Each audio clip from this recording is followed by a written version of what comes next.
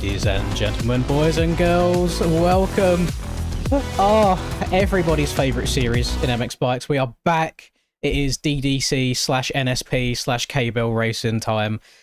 I'm very excited. This is just a pre-season race, so no championship implications today. Just getting a taster for this season and how it's going to go. It's worth me mentioning that there has never been a series in MX Bikes scored and hosted in the way that this has been hosted. So I'll walk you through things a little bit as the night progresses, but I just want to say that I am going to be racing and I'm going to be commentating at the same time. So the qualifying I'll be doing, obviously the main event, if I qualify to the main event, I'll be doing, and then any of the other races on the side in between my races, I'll be hopping in there and commentating them as well. So we'll see how the night progresses. A few things I wanted to mention about today. I think today it's a test more than anything because we haven't had a race on a track like this before. This track is very one-to-one scaled, so it's very tight, twisty, lower speeds.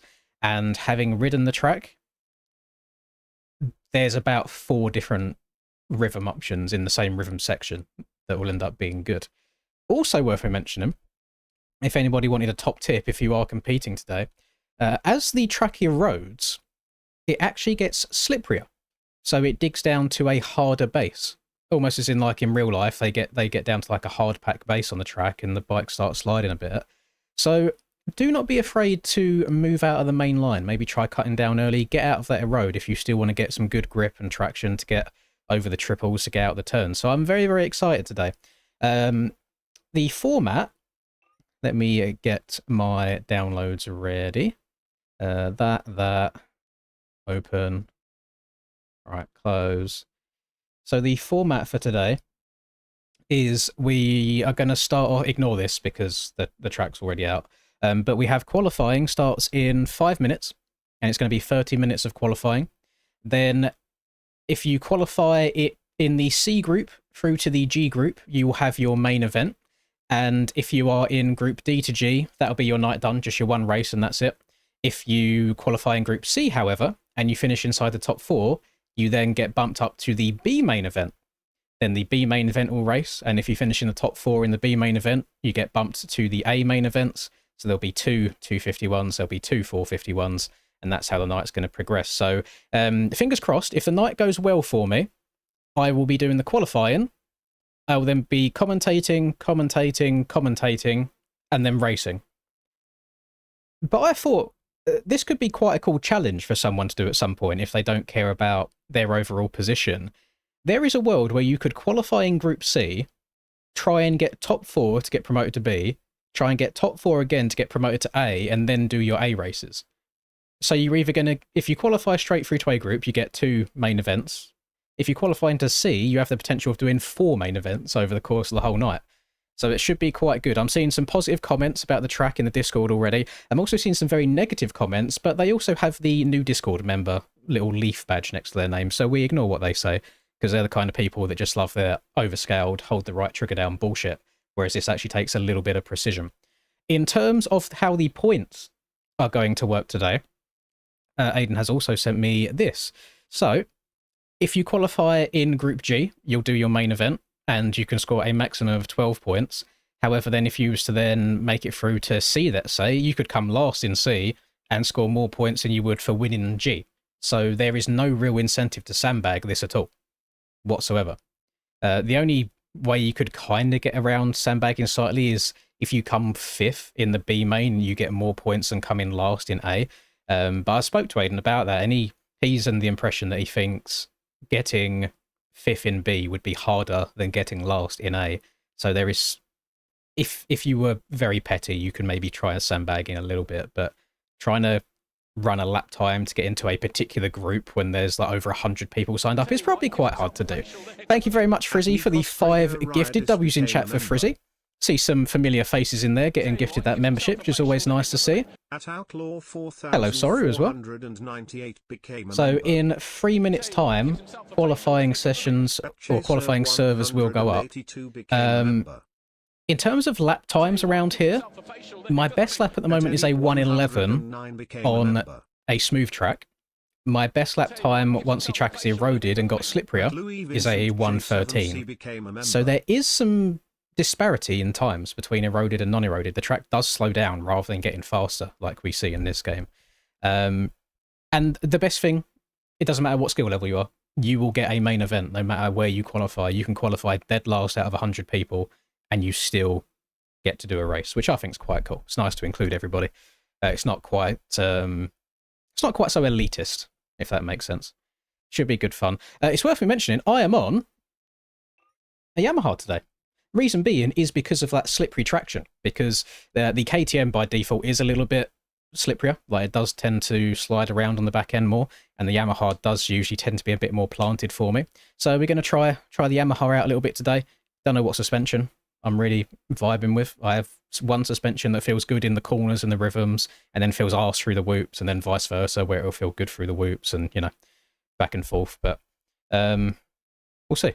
We'll see how it goes. We'll see how it goes. Did everybody enjoy the real-life racing yesterday? I'll be honest. I know there's obviously a level of bias because I'm from the UK.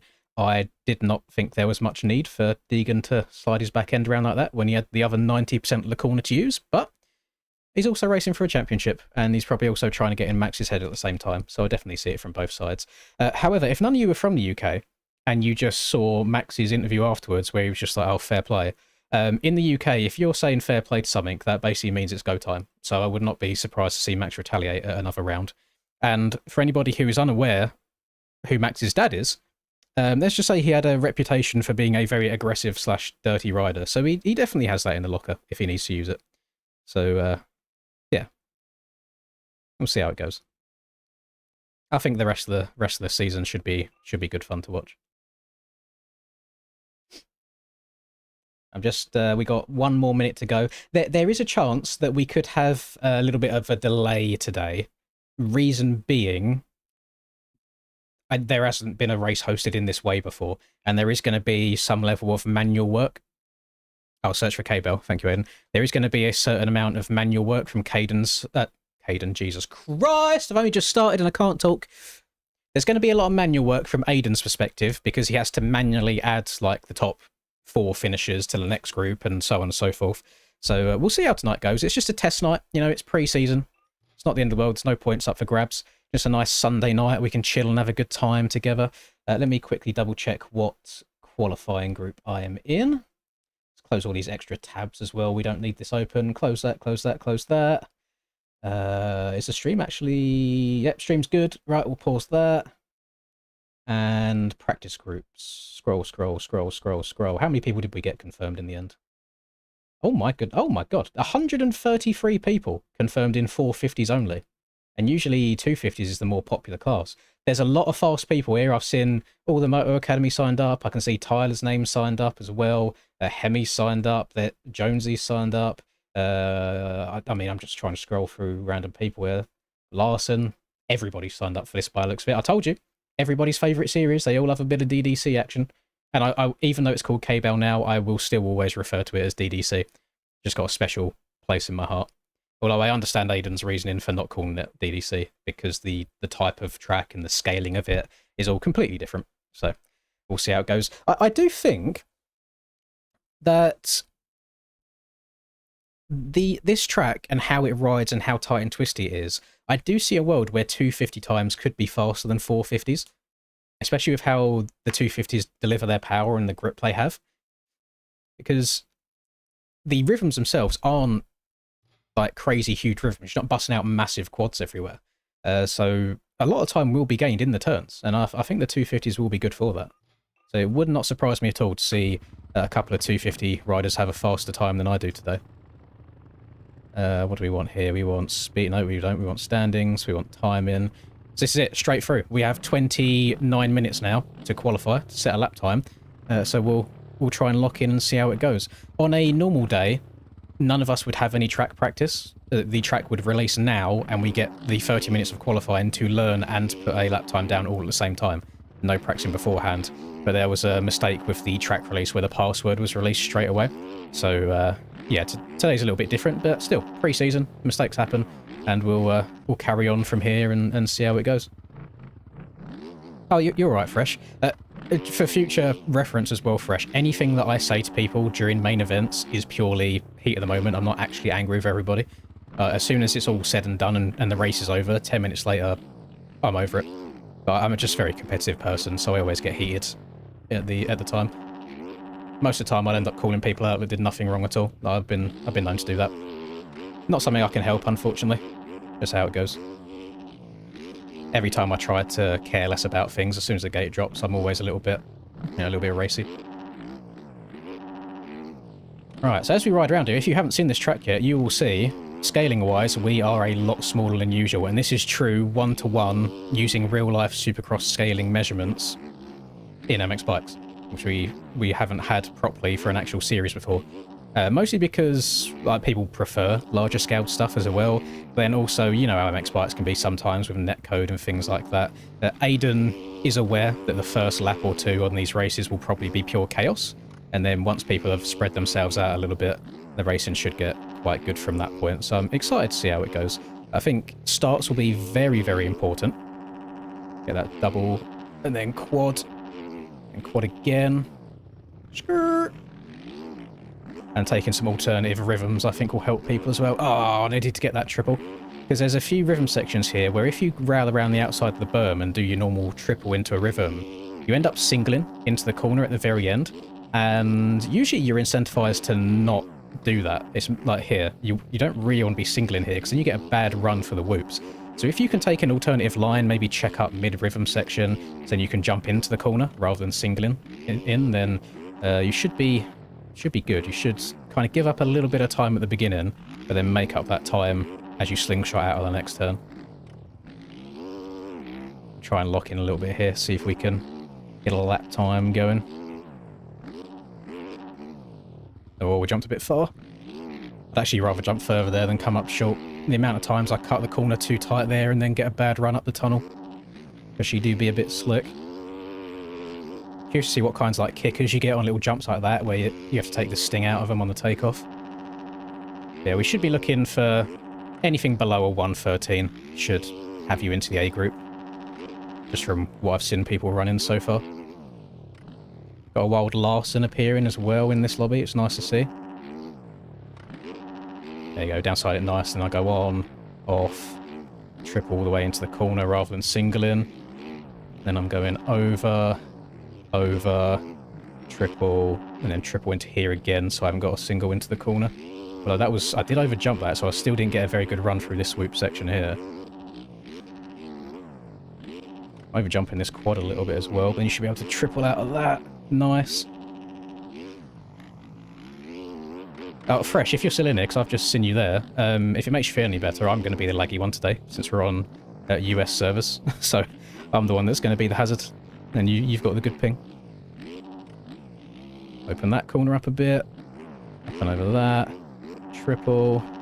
Triple. This next quad into this corner always scares me. I'm never sure if I'm going the right speed or not. Yeah, that was fine. Lovely. On the brakes. Up to the finish. That was nice. 1:11.6. So I reckon a Tyler J and a Cameron Box 109. Something like that, I think. Sounds about right to me.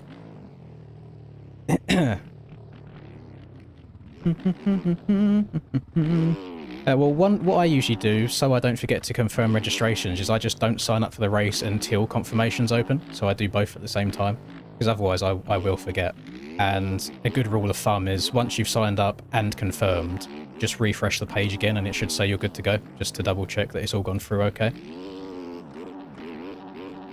My setup right now is from a man who's a bit of a enigma.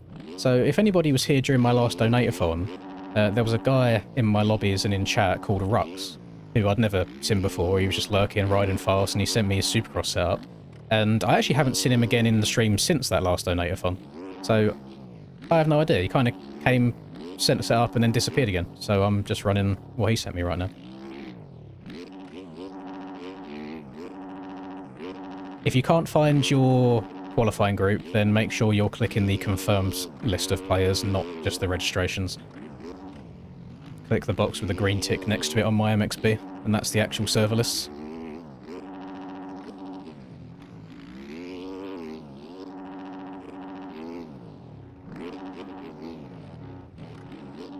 But obviously, I know this week had a little bit of a mistake, but I think it's such a cool concept in releasing the track and the qualifying servers going up at the same time, so you have to learn the track and qualify all together.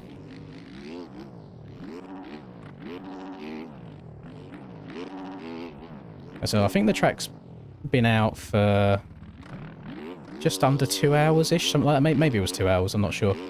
So people have had a little bit of a chance to grind today, but it won't be that way moving forwards. There's also this cool line, Aidan pointed out, probably shouldn't show everybody, but you can actually roll into this and then step onto this table.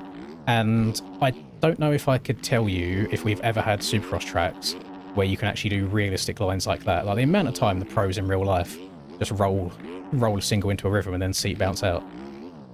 But it's probably not fast, like, or super fast compared to like tripling in, for example.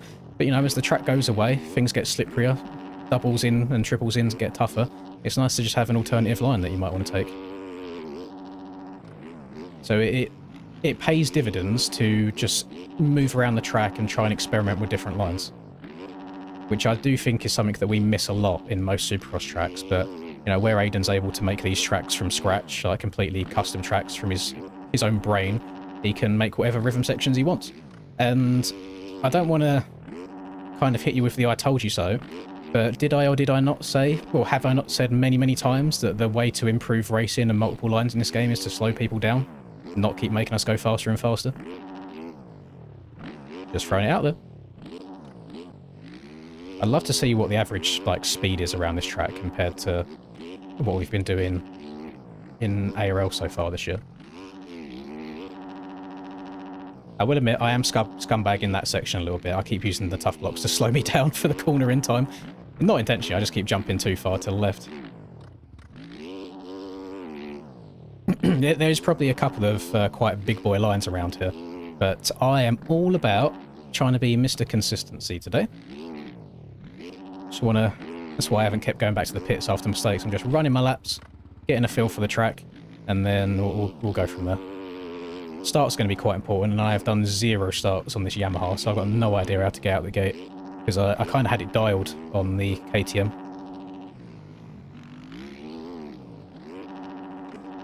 Oh, I don't know if I'm going to get that quad. Oh, yes, barely.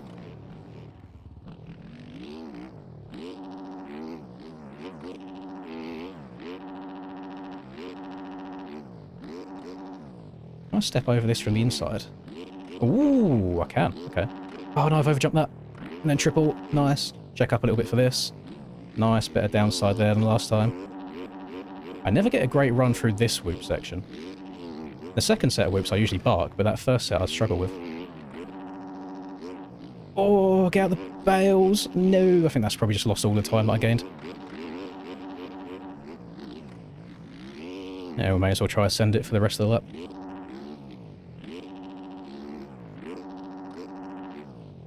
Oh, we're a bit wide. It's alright, it means I should be able to scrub this over under. Scrub that triple. I'm still up, barely. By a tiny bit.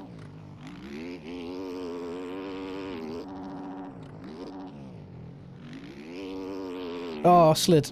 Gained a 10th. That's it. I did choke so much time in the middle sector. How much time did I lose, actually? Let's see what my ideal was. Only 2 temps. I mean, I'm fastest in the last sector, but I'm losing 0.2 in the first one, and I'm losing 0.1 in the first one and 0.2 in the second one. So, yeah, still plenty of time to be gained there. But I imagine I think you have to qualify top 18, something like that, to be straight through to A. I feel like we'll be comfortably inside the top 18. Not 100% sure, just throwing it out there, but I'd like to think so. Otherwise, I might be more washed than ever. I'm very surprised. I just looked at the time there. I did not lose time into that corner, taking that alternative rhythm. But I did lose time in that. Okay, okay, we're experimenting. I think I need to stare at my what's it called? Stare at my HUD a little bit more to see where I'm gaining and losing time. Bad run through them whoops again.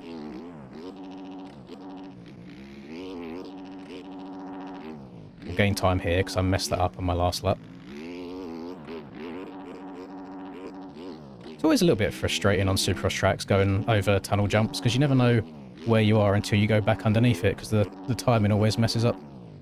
Oh, I've gone super wide again. Okay, so I can gain time by holding that tighter, and I'm going to try a different combination of rhythms at the start of this next lap.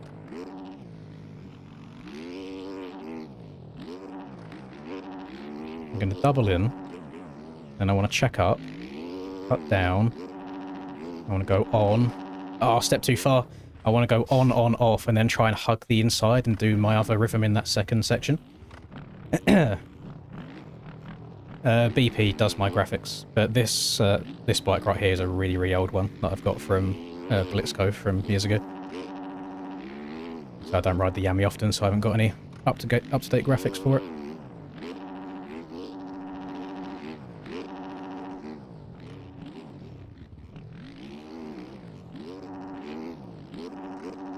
Ah, God, it's so distracting having people jumping around in front of you. Bro's just knows he's in front of me as well. He's hitting his fucking trick button all the time.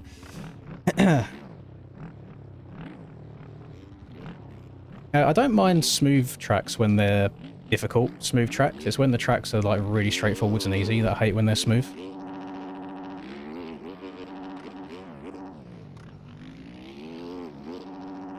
But I don't think it's a secret that when it comes to smooth tracks, I'm never the fastest person on the track. People are much better at railing smooth bowl turns than I am.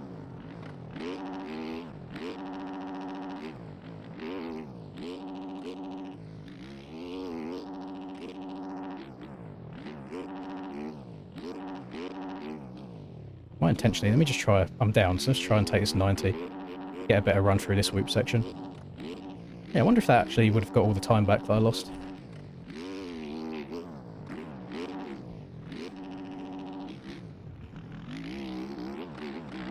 Oh, I'm in the wrong gear. Didn't want to be in fifth.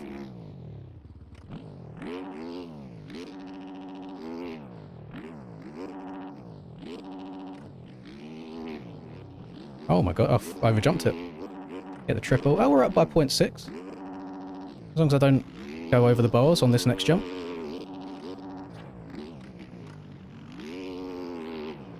Okay. 1.2. Oh, 100%.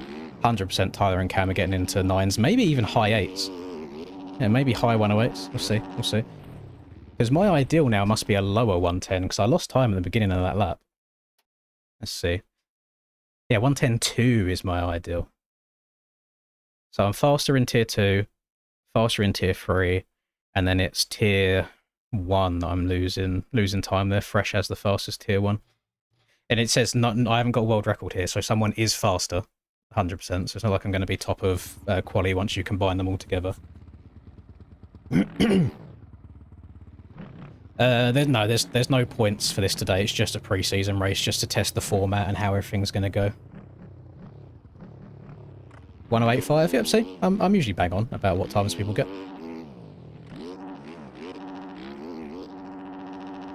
It would be nice if the really, really fast boys just didn't do one of the series to give some of the unks a chance, but if I can somehow squeeze my way onto a podium, something like that again, I'd be a happy man today.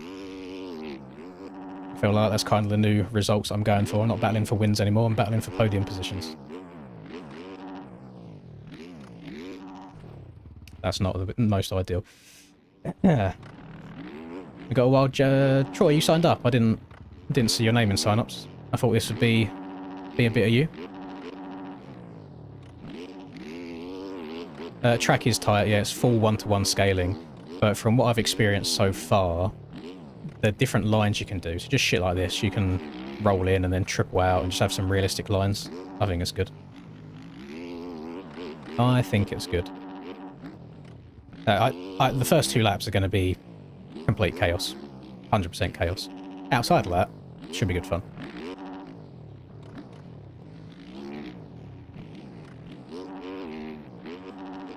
And there'll be some people who haven't seen this track when it gets eroded yet. It doesn't get like super deep ruts, but it goes a bit like real life when they get down to a harder base underneath and the track's actually slipperier underneath.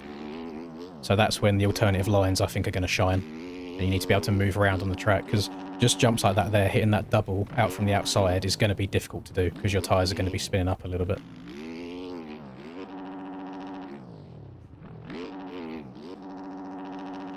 Yeah, let's just go double.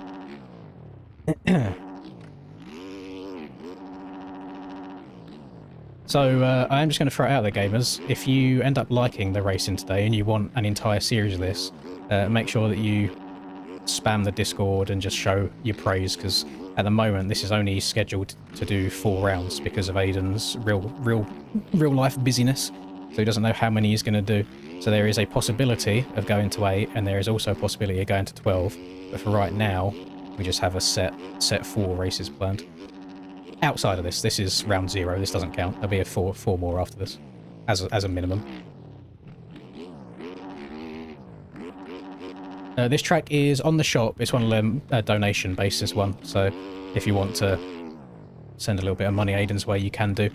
If you haven't got the means to do so and you want it for free, then you can get it for free as well. I will say, because I know not many people do ever press the donate button when the option's there, it did cost Aiden, I think it was $300 just to buy this stadium alone. So when you see people complaining that tracks are paid all the time, bear in mind that real money does go into making these tracks in the first place. So just to get the Anaheim 1 stadium to race in cost him $300 of his own money. So just thought I'd throw that out there. Hello, Fuzzy.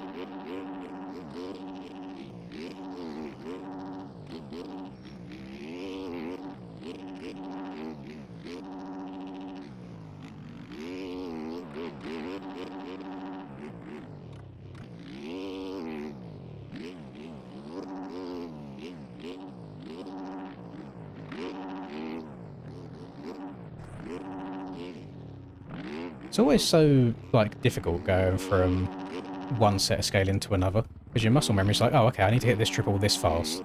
And on these tracks, you can, if I mess up a rhythm, you can recover, and a lot of the time I don't think I can, so I'll end up doubling my way through the section when I can quite easily just seat bounce and get a triple out of it and get back going again.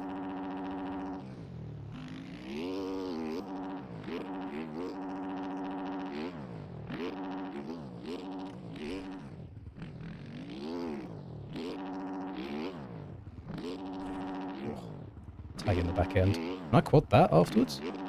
Okay, it's a nice bailout if I mess that up. It's nice treating this as a little bit of time to experiment what lines you can get away with when you get the sections wrong. And I can double into this. Try and straight line that as much as I can to get a good run through the whoops.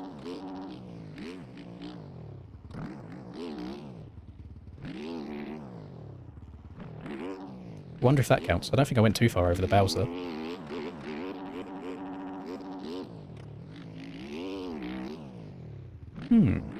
Yeah, you can step off with the on-off, you just have to get the right drive for it, because it's really, really slippery on top. I don't know why you'd want to, I don't think it's any quicker, but if you get it wrong, maybe it's an option.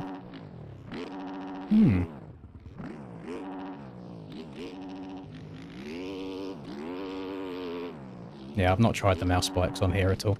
I'm very, very locked into the OEM bikes at the moment, just whilst the Supercross seasons are going on.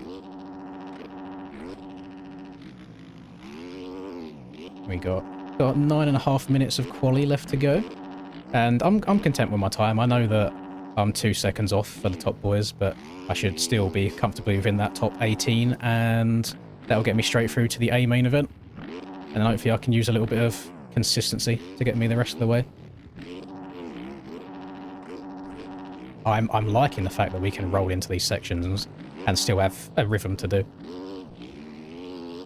because if you roll into a rhythm section or any other Supercross track in the game, you can't, like, triple afterwards. You're just stuck doubling your way through, but because of the scaling of these, you can triple. Like, it feels like I've got a 450 power that I can seat bounce with. Dare I say it, I think I might be enjoying this more than the last season of NSP tracks that we had, just scaling-wise. I don't know if I'm enjoying it more than DDC yet, because that's like complete other end of the spectrum. DDC is quite big in scaling, but we'll see. We'll see how it goes. I am enjoying it a lot right now. Just logging my laps, not trying to go for any disgusting burners. If it happens, it happens. It's not going to happen this lap. Holy. Scrub that way too hard. Larson's awarded himself. Larson's dead. Is that actual crane that I see, or is that an imposter crane? Not too sure.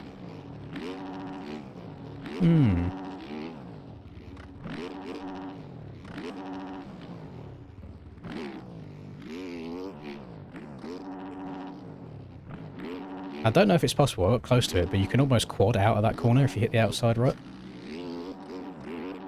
I only managed to slap my front end on top though. I haven't managed to get over it properly. Oh my goodness. Why'd I go so far that time? Holy.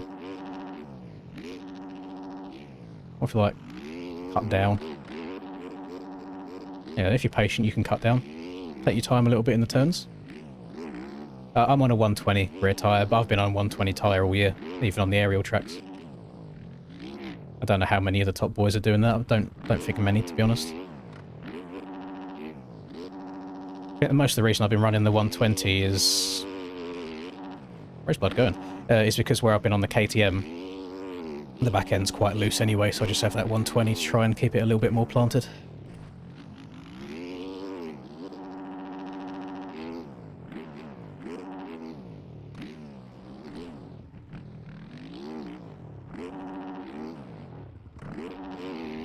I don't know if I'm going to get on that. Oh, yes, barely. That was a stretch.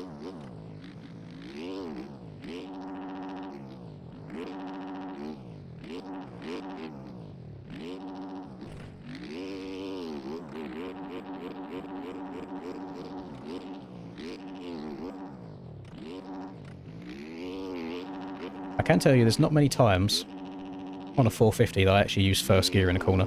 Unless it's like the super tight inside ruts on the aerial tracks from this year. But it's so weird having to downshift all the way to first in some of these turns.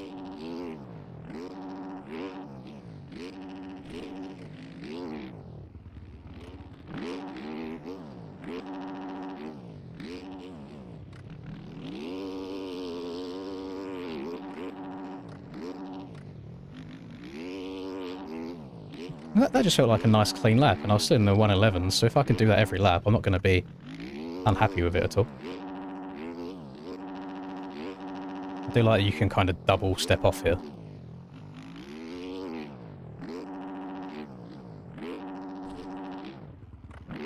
Just go on, off, triple.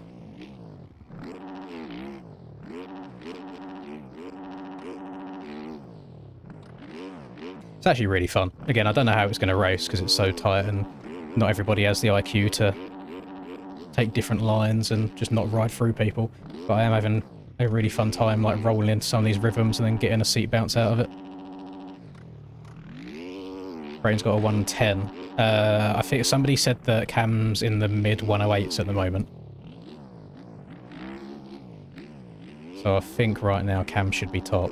Don't know what Tyler's up to. Tyler loves these kind of tracks. I think it was Tyler that won the first DDC championship.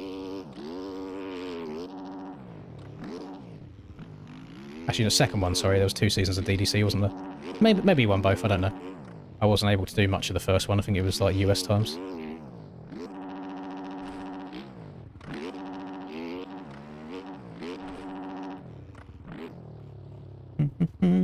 I just run stock PSI. From the OEM teams' mouths themselves, the OEM bikes, as they come, have like the right amount of PSI. Apparently the game doesn't work as you'd expect it to in terms of real-life PSI.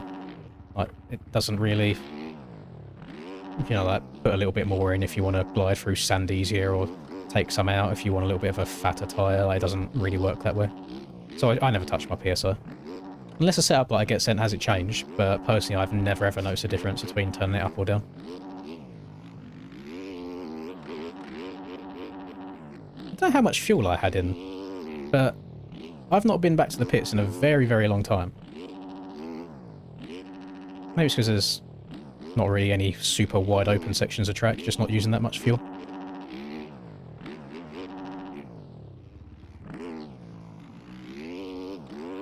I definitely think this is going to be quite a divisive series. Some people are going to absolutely love it and love the tracks. And some people, the Forest Farm Warriors, are going to be like, no, this is awful, too small. And everyone's opinion is valid, but just know that people's opinions are wrong.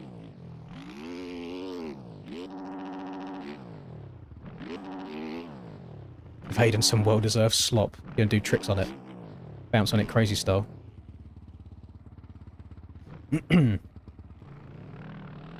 Cole Davies behind me. Cole, hang on. I don't know how much... Let me show you. Cole messaged me afterwards on Instagram and he said sorry for punting me. If anybody was in my stream yesterday in the 85 race, me and Cam were having a battle for the lead and we lapped Cole, like real life Cole Davies, and he then proceeded to send it 4th gear wicked into the back of me and took me out, which kind of took me out of the running in that race. And then he apologised on Instagram afterwards, and I sent him a picture. If I save this image, yes, that downloads, that I sent him this. Me and my new best friend. So, yeah, he said sorry. So I feel like we're cool now.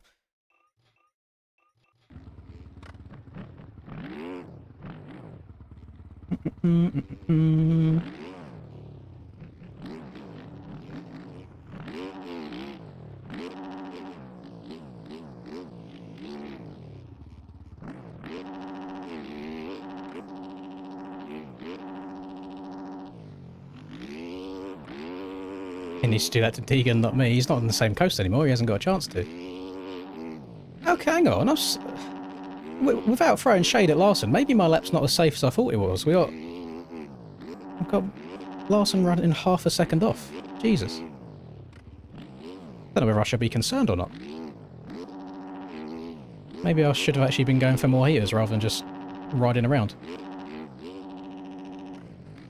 Oh, that felt quick. It stayed so low there.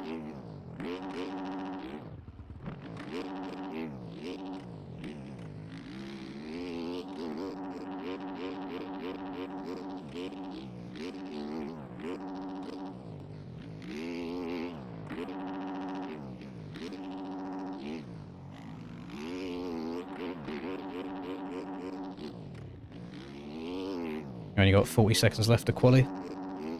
Don't know if I'll make it to the finish line in time, so this is probably the last attempt I'll have. I mean, I'm 0.3 up. Maybe I should have carried on going for them heaters.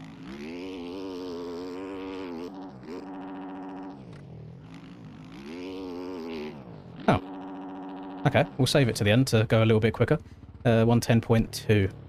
Yeah, still about 2 seconds off, but maybe that moved me up a position or two. I say there's a lot of people signed up for this, so there's every chance that you might have 5 people within the same tenth or 2 of each other. Yeah. The track with a road, it's a lot different than the normal road that you see. So it doesn't look like it digs down super far, but it like removes the top layer of soil and there's a shinier, slipperier soil underneath. So the traction is going to be harder and harder to find the later into the race that it gets. Which, you boys know me, I do enjoy me a slippery track. I hope to see people casing doubles into rhythms and all sorts because they're not gentle enough on the throttle. Although my controller is being quite weird at the moment. I don't know how to explain it. So my right trigger, I don't even know if I can bring this up close to the camera. You know, usually it's got like a little bit of like give to it and it like, you know, but this is like I can barely touch this and it's just so loose that there's no feel. It's either like on or off. It's really hard for me to balance it in the middle. It's got there's no like tension to it. There's no like push back. It just goes down.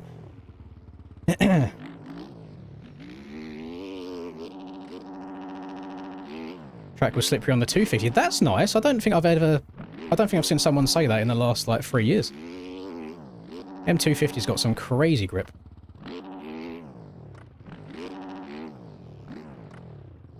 .450D had a 108. Who was it in the? Was that a Cam or a Tyler? Well, Troy, I got. It's definitely something to do with my PC. I'm obviously missing a driver or something, but I got this. There's a Game Sir, which is basically like fancy Xbox, and I have exactly the same issue with this as I do on the PS5 controller, where my it's only on this game. Every other game that I play, completely fine. It's just MX Bikes that it does this on. It recognizes the triggers as buttons. So it's on or off. There is no progressiveness. And I can't do both at the same time, so I can't trail brake into corners.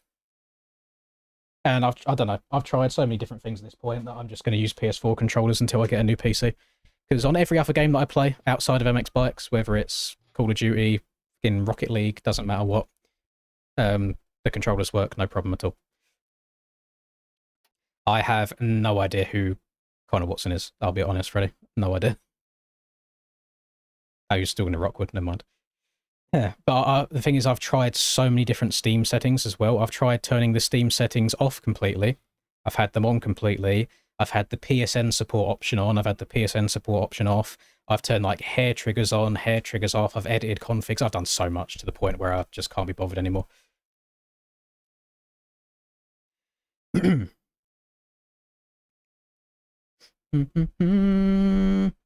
you like type out how to fix it, Cam, to save me going into a call?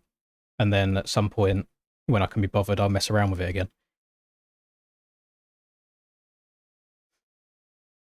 Go make a controller layout in Steam. Is that not exactly the same as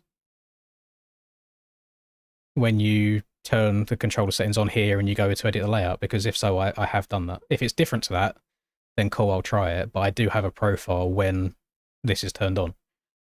And it was still the same result.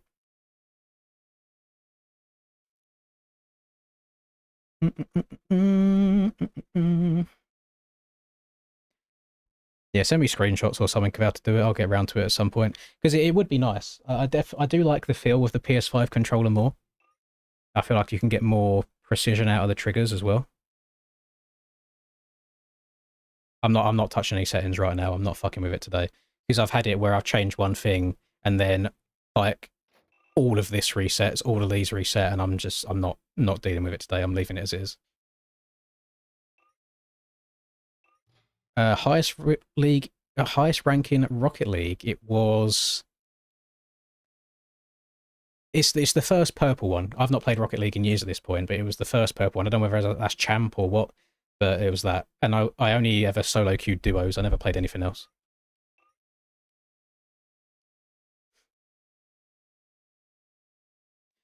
My trip here, no, Dane, I'm not. I don't see any reason to. I don't think it's quicker. I feel like it's much better just to double and then go step over table and then triple into the turn. Hello, Dill. Champ 1. That's it. Thank you very much, Turkey. Right. So that was qualifying done. Let me pull up the order of events again. Once MX Bikes lets me do that. There we go. So this is what we're rocking with still. So that's our qualifying finished. Now, Aiden's going to compile the results together. And it's whoever qualified in C to G are going to do their main events all at the same time. But I'm going to hop in and I'm going to commentate over Group C. I probably should be sitting and getting some practice instead, but for the sake of entertaining the stream a little bit more, instead of me sitting there and grinding for the next hour and a half before my main events, we'll do it right. So, Cam had a 108.5. Hang on, there's no heats in this, is there? No, it's not. Okay. Yeah, 108.5. And he was 1.4 seconds quicker than everybody else. Again, use code LINS at checkout like Cam is doing to snort your G Fuel. Adam at 109.9. Adam, I've not seen Adam qualify that good in a while. He's going to be very happy with that. Neon at a 110.2. Then me at a 110.2. So I qualified 4th. I'm actually quite happy with that.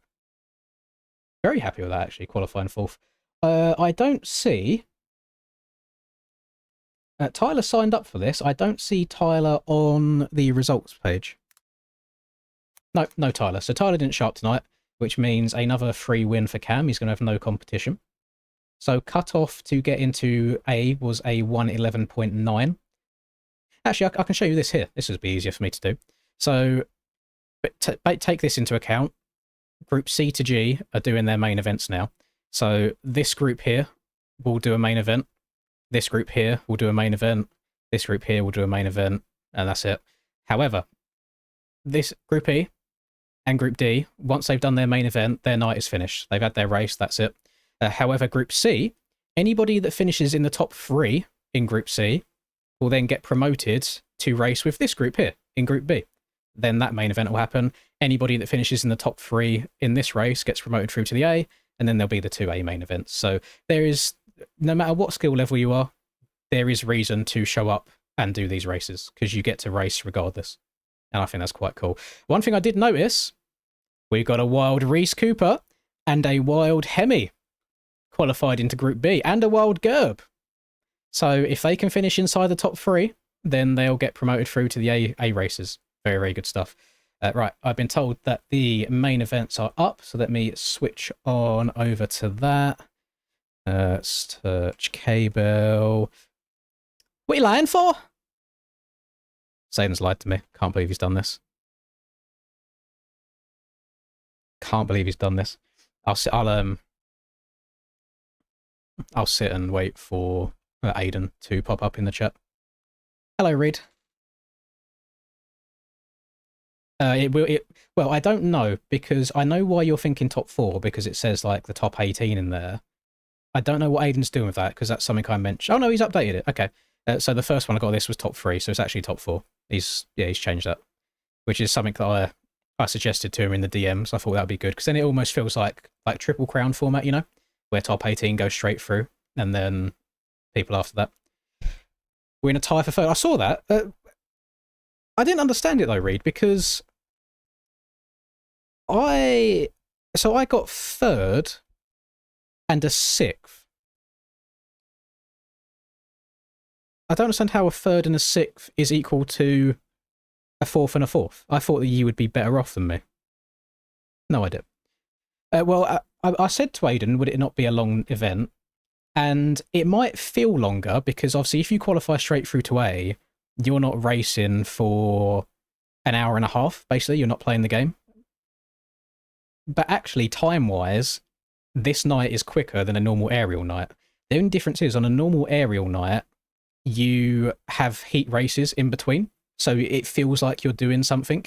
So the actual beginning to end of this night is quicker, but it might feel longer if you qualify straight through to 450A, because you've got a bigger gap between quali and actual main event.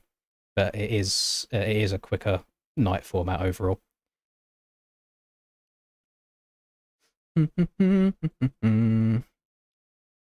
So in terms of waiting time, so I'm qualified here right now. I only have to wait for 1 10-minute plus 1 lap race, 2 10-minute plus 1 lap race. So let's say 30 minutes. And then the 250A riders are loving life. They only have to wait 30 minutes, and then they do both of their main events. It's 450s. We have to wait for this to be done first. So you're looking at like an hour, I think, maybe. Yeah, about an hour for these races to finish before this all goes. Should be right. Can I join C? Let's have a look. Mr. Aiden. All right, here we go. 450 main C spectate. Yes, I can. Lovely stuff.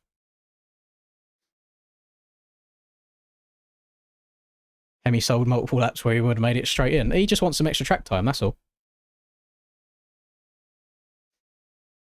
I will have a look at all that later on today, Cam. I'll let you know. Thank you in advance if it does work. If it doesn't work and I have to redo all my bindings again, fuck you. Hang on, MXB ranked at? What's going on in there? Oh, yes! I forgot to mention, by the way, I know all of you loved DDC ranked so much 2 years ago. Like, it was the most played ranks ever and it was popping. We will now be having KBELL ranked. W. Good shit. So I might actually hop on and start doing some rank streams, maybe 1 day a week, because I've seen like Reapers popping off on the rank stuff as well recently.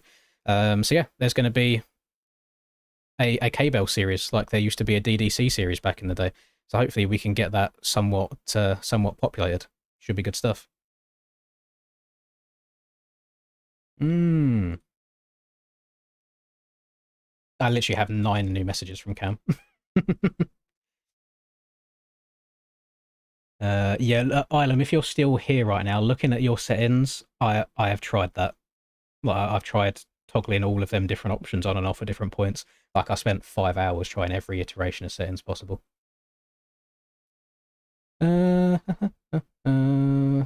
Button layout. What's this? Then click blah blah blah. Then that. Gamepad. Yeah, I've tried that, Cam. I've tried it, and it's the same issue where it detects the triggers as buttons rather than analog sticks. Well, it's digital rather than analog. It doesn't work correctly. There's probably something with my actual PC itself, some sort of drive or something like that that's not like installed correctly. Because for my PS4 controller, I just plug it in and it works absolutely fine. I don't need to do anything else. But yeah, for the PS5 and the GameSir one, can't get it sorted, unfortunately. I did not see your Heartbreak last corner read. I don't tend to watch the races back unless I do good, because, you know, I've got a massive ego like that. Although I was about to say I didn't watch back Anaheim 1. I couldn't watch back Anaheim 1 because there was no streamer.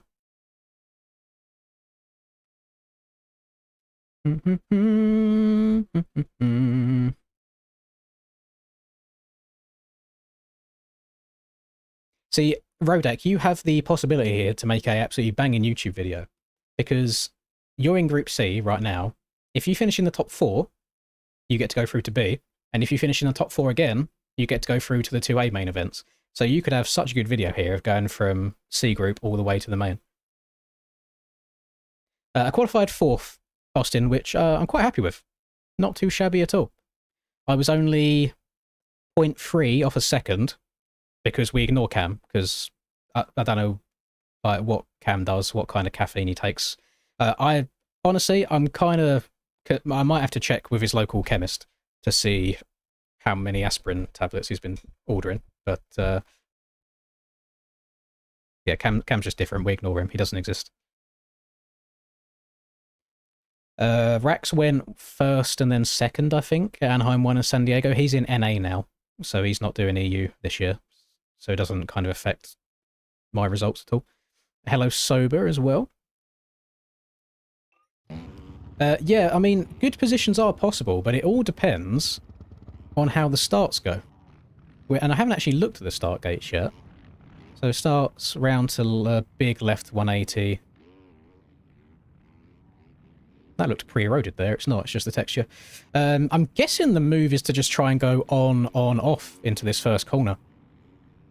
I don't know, I'm curious to see how that's going to go. I haven't done any practice starts on the Yamaha yet, which is a little bit scary, because I had my starts on the KTM dialed, so I might need to do 1 or 2 kind of in between these races that we're spectating and see how it goes.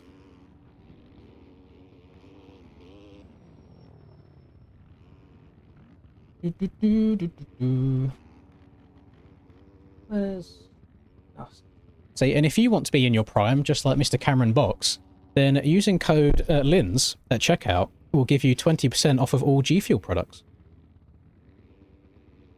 What is this flavour?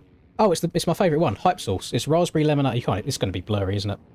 It's raspberry lemonade. It's very, very nice. And for any of you kinky motherfuckers, there's a nice little waifu on the package as well. Come watch the... No, I am watching the C race. Because the top 4 in this group get promoted through to the B race, so it makes a little bit more sense. It's a bit more high stakes. But it is cool still that everybody that qualifies does get to take part in some sort of a main event.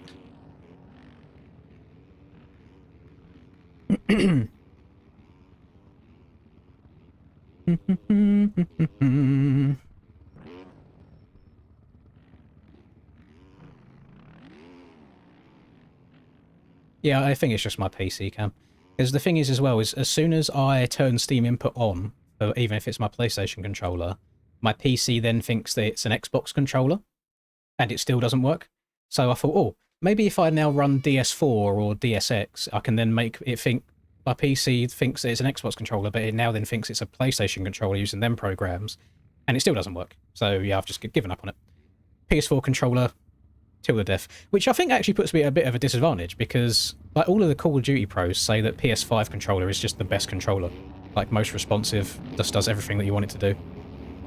Damn, OT is on some crazy ping right now. He's just flickering in and out. Do we have actual track cameras? Don't know. I don't think we have track cameras. So I will be flying around the map for now. Turn that off, turn that off, turn that on. Right, revs are up, gamers. Gates are down. Who is going to get the whole shot in this first race of the night? Also, R2 pushing everybody a bit wide there. We just have to wait for a little bit of Pomboso lag to clear everybody out. And it is R2. He's going to get into turn 2 first of all. This is just a 10... Aiden, feel free to kick Valentino from the lobby if you want. He just fully cut an entire corner out to gain an advantage. And he's shit. So, carrying on. TK trying to make a pass for lead there. He's been looking very good recently. He was doing... I think it was him that was barking in the 85cc race around San Diego yesterday. But R2 is going to go around the outside of him. He gets a better drive through the whoops. Getting a little bit sketchy at the end, but he stays up. Valentino, karma is a bitch, goes off the track, and he's going to slowly get going again. Notice a lot of people here not risking that quad into this corner. A lot of people just choosing to go on and off. Got Budget Styles going up the inside of OT, trying to make the pass there. And there's not much time for these guys to get it done. There's...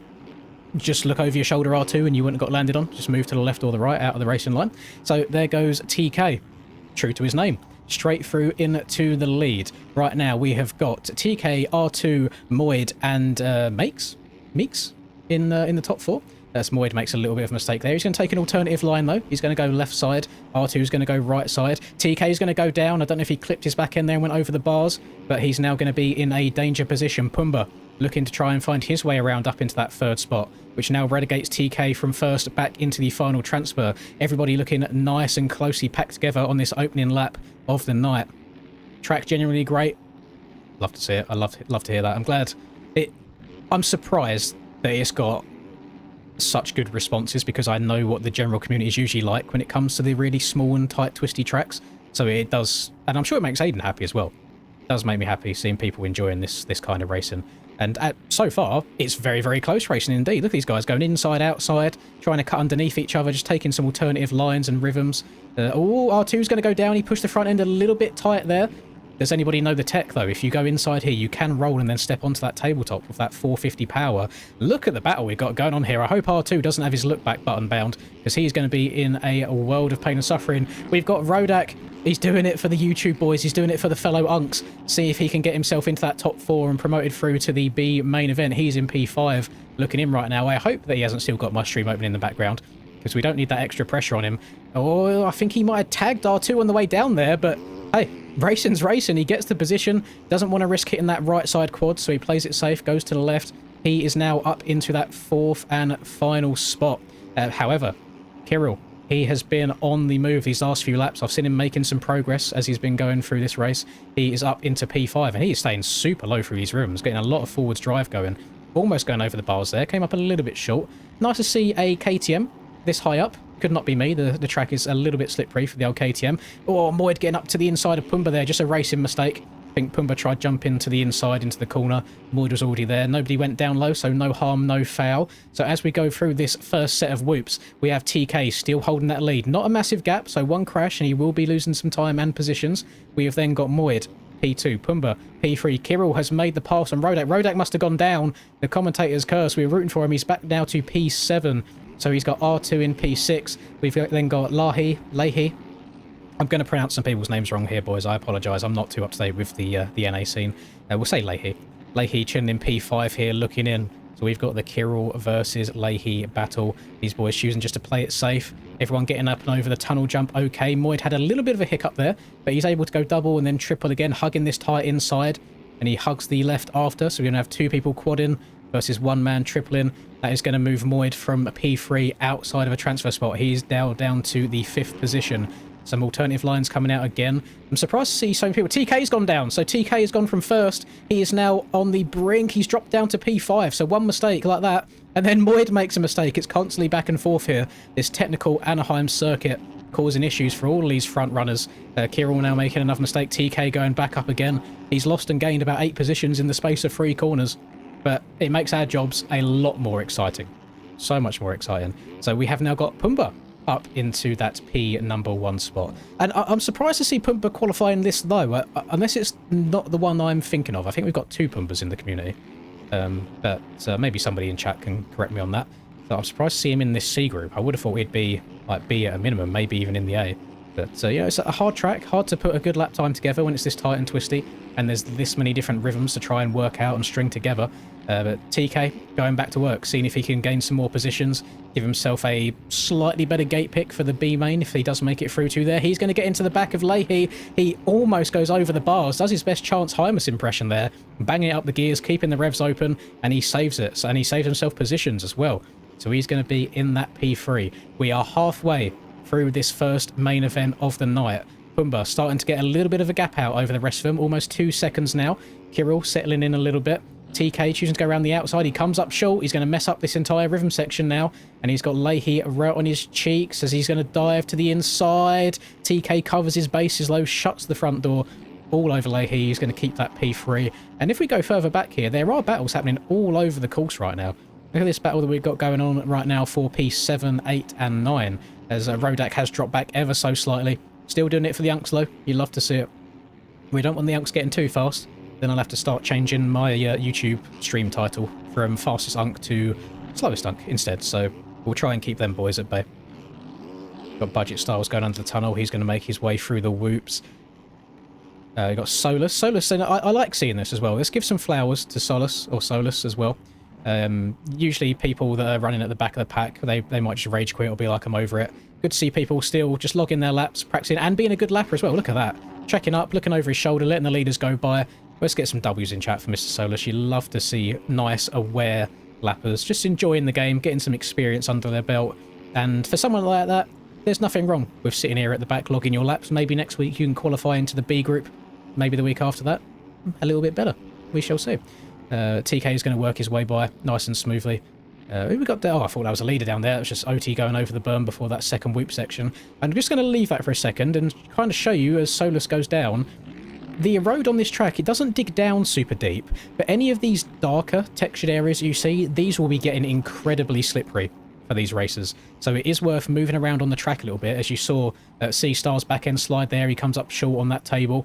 So it's you've got to be very, very careful and smooth and gentle on the throttle. So usually in this game, you'd expect a deep rut to be forming, but it's more like the soft dirt on top has just moved out the way, and we're going down to a more hard pack base underneath. So we'll see how that progresses throughout the night. So back up to the lead right now. Kirill makes a mistake. I don't know if that was because of that slippery track. But Pumbaa out in front. Nice and comfy. Doing... Oh, actually, I'll say that. Commentator's curse. I'm hoping these boys don't get into too aggressive of a battle. We don't want them taking each other out. Although they do have a little bit of a comfy lead right now over Leahy. We've then got TK in P4 getting going again after he unfortunately got tangled up with Solus. We've then got Moid still in that P5. He's been right on the cusp so many times in this race. And TK does make a mistake, so it's going to allow Moid to catch up a little bit. I'm not sure about hugging the inside out of that corner there. Oh, Leahy's made a mistake, so he's going to drop 2, now 3 positions. That's going to promote Moid into a transfer spot. That's going to promote R2 up into P5. So all is to play for here. We've got 2 minutes plus 1 lap left to go in this first main event of the night, and it is not all settled just yet. Any of these guys can make it through to that B main, and it is worth getting there because higher position in the B main means more points towards your championship. Every single position in every single main event tonight does score you points. It's okay. He checked up a little bit before he rejoined. I was about to be like, he's missed out quite a few jumps there. I imagine you'll get some sort of cuts going through there. Moid getting all kinds of sideways in the whoops. R2 not getting a good run either. Leahy choosing to check up, go on-off. Just nice and smart. Didn't want to jump into the back. Now TK's making a mistake. I don't think anybody wants to make it through to this main event. Nobody wants that P3 and P4 position. Constant back and forth switches. There's Leahy getting sideways. R2 getting sketchy as well. And I need to show you this in replay. I can promise you that these swaps in the whoops is all from Aiden being a very mean man and making this track slippery. Look at this. Look at these back ends just lighting up on the shiny stuff. Leahy actually gets into the bows there. The R2 just swapping back and forth, struggling for traction. So you have to be careful. You got to make sure that you hit these whoops in a completely dead straight line or it will bite you in the arse. So Pumbaa still in the lead. Kirill still in second. Big old gap. These two are very comfy. They will 100% be going through unless something catastrophic happens. Moid, he's been patient. He's been just outside for a while now. He's now into that P3 spot with a nice comfy gap behind him. So the 4th and final spot is all to play for. We have got Leahy, we have got TK, we have got R2. Any single one of these 3 can make it through to that B main event and score more points towards their championship. If it was round 1, it's still round 0. As Troy said it, these boys could be nervous. We don't know how much actual race experience they have. So this format of racing gives new people a chance to actually run some main events here, some longer races against a full field.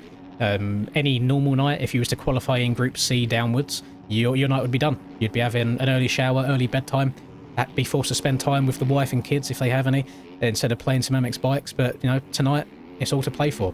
Every single position matters. He goes wide. He's going to run off the track. And he's going to get so many cuts because of this. I mean, I kind of understand what he's going for. He doesn't want to hit an unsafe re-entry. But you're probably gaining about 3 seconds worth of cuts just by doing that. So it's actually not worth it in the end. So I actually don't think TK needs to beat him right now. I think he just needs to stay somewhat close and he'll still get the position. Yeah, looking at timing, 4 seconds. I think Leahy's missed a timing gate.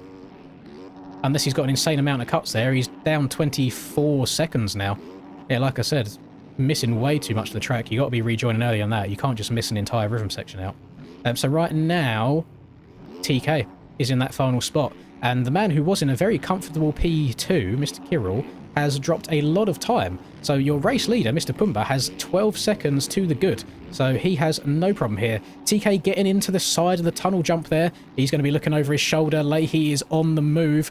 I think we might have to see a little bit of a Deegan-esque pass coming out here because he has to take over TK, but he also has to pull away by quite a lot of time as well.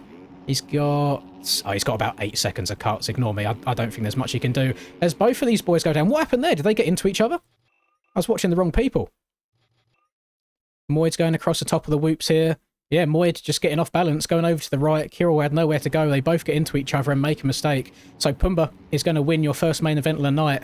He's going to take it home in P1 here in this C main. We then have 12 seconds back. We've got Kirill in P2, TK in P3, Moyd in P4. And as long as there's nothing stupid happening here, these four should be making their way through. Little backflip for celebration from Kirill. Moyd going through, getting TK on cuts, but that should be your top four. So R2 all the way down to Solus. Their night is done. They're still scoring points, but that is their one main event of the night finished with. And then Pumba, Kirill, Moyd, and TK all getting promoted through to the B main event next, where they will go at it once again to try and score as many points as possible.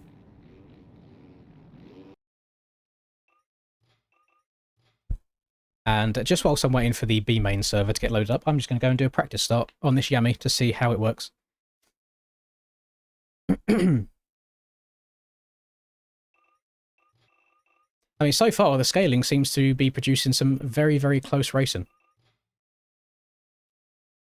So, I'm all for it so far. Seems good fun.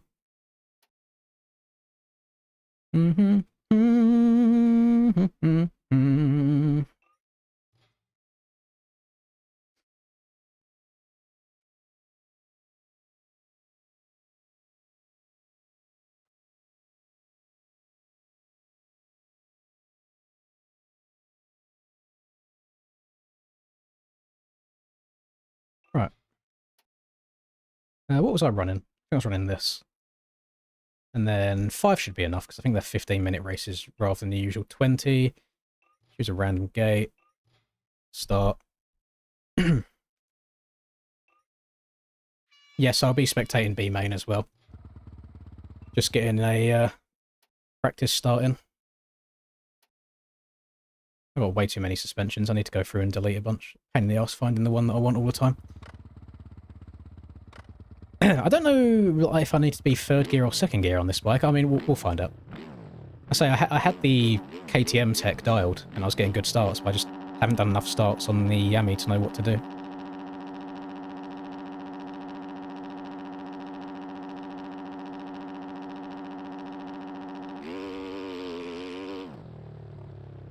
Aiden, you sneaky motherfucker. You horrible man! He's made the start different traction. You bastard. Can't believe you've done this. Oh, I wish I wasn't streaming that now. I could have had the hidden tech and nobody else would have known. Chat, please pull up that picture that Aiden took of me at Daytona, getting the whole shot by like 5 bike lengths. Thank you.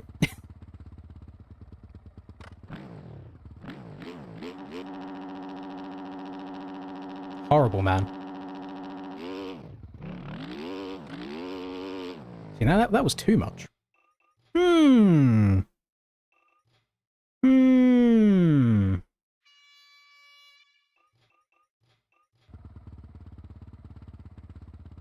It's impossible to get back on this track. I completely disagree. I watched you miss like 2 entire rhythm sections where you could have just checked up for a second and just got back on.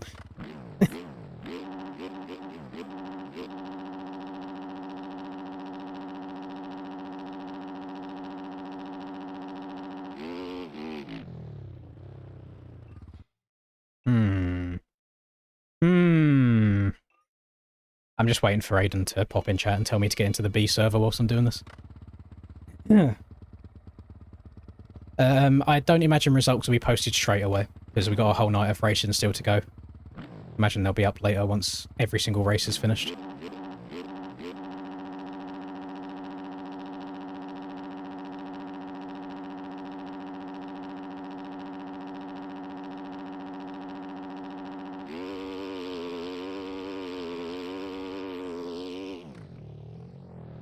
I can't believe how horrible he's been and made the start so slippery.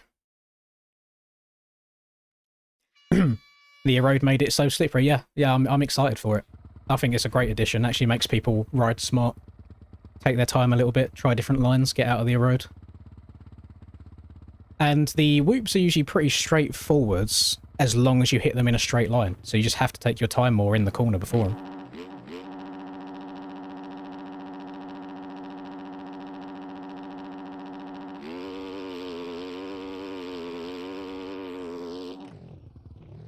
Yeah, sure. We'll try that, see how it goes. Right.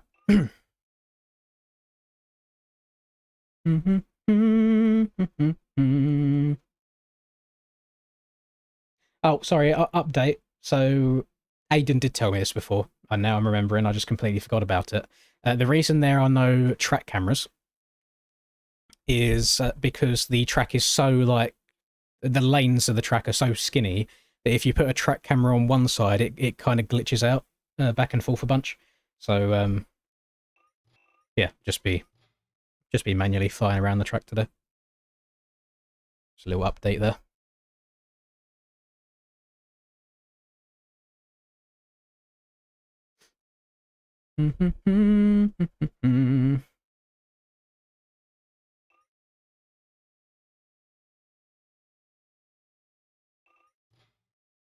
So I hope you didn't have the stream open in the background, Rodak, because I was cheering you on when I saw you in that P5. I was like, there's a chance.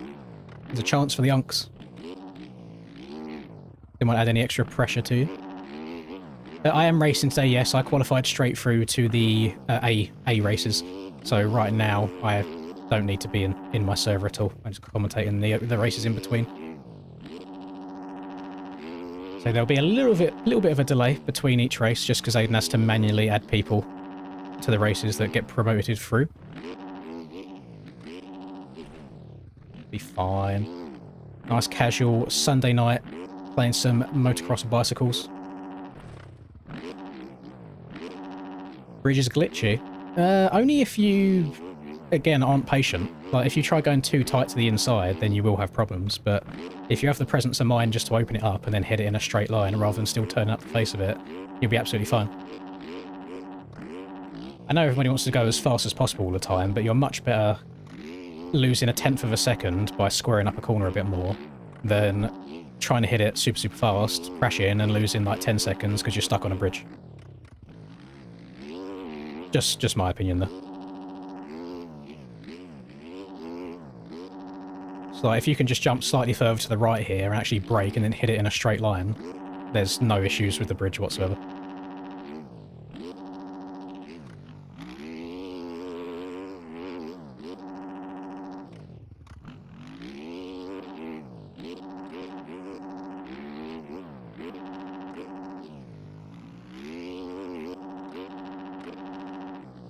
Got to be patient, gamers. And if you are just joining us today and you're wondering why the track looks a little bit on the smaller side, this track uses real-life Supercross 1-to-1 measurements. So it does kind of show how overscaled everything is usually in-game to accommodate. So the 3-footers, the 3-foot singles are 3-foot singles, the 5-foot singles are 5-foot singles, The gaps in between the transitions are as they are in real life, so everything is one-to-one, as a real track would be. And it's a track that definitely rewards you for being patient, being nice and smooth. I say that as I go over the bars. And I've not tried it on a 250 yet, but Mr. PhDs does just say that you can actually ride it on a 250, which is nice to see. But I was wondering if 250 times would be faster than 450s today, just because of the extra grip the 250s have and how much easier they'll get around the super tight corners. I haven't had a look at any of the 250 times yet.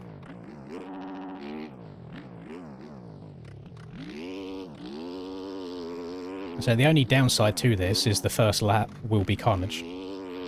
Not even so much because of the track. Like, I feel like if the race was just full of unks that have had the game for 5 years, I think the first lap would be fine. It's purely the fact that everybody's so, like, pumped full of adrenaline and itching to go and go as fast as possible on lap 1. Everyone just jumps into each other. Like, there's no courtesy in racing these days. Everyone wants to gain every single position as soon as they can. Where most of the time, if they go for a spot that's not there and take everybody else down with them, they lose time.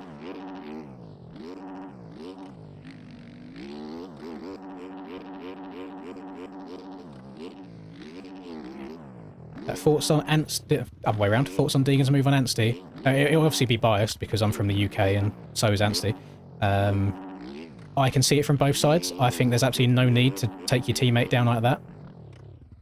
Bear in mind, Anstey was as far right of the corner as you can go and almost stopped. And Deegan still ran him extra high and slid his back wheel round and took him down. So the whole he didn't mean to take him down thing I think's bollocks. But on the other side, he's also going for a championship. And in his mind, you have to think, okay, he got like a 4th at round 1, or wherever he ended up. So he has to distance himself from Max in points as well. So just passing him and letting Max come second isn't the best result. So there is incentive to putting him down and getting more time. So I can see it from both sides. I think on one hand, it's unnecessary, especially as it's your teammate. On the other hand, it's a championship.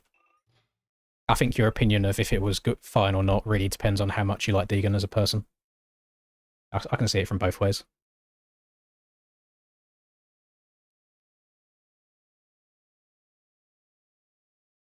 Right, let's go into this B main, shall we?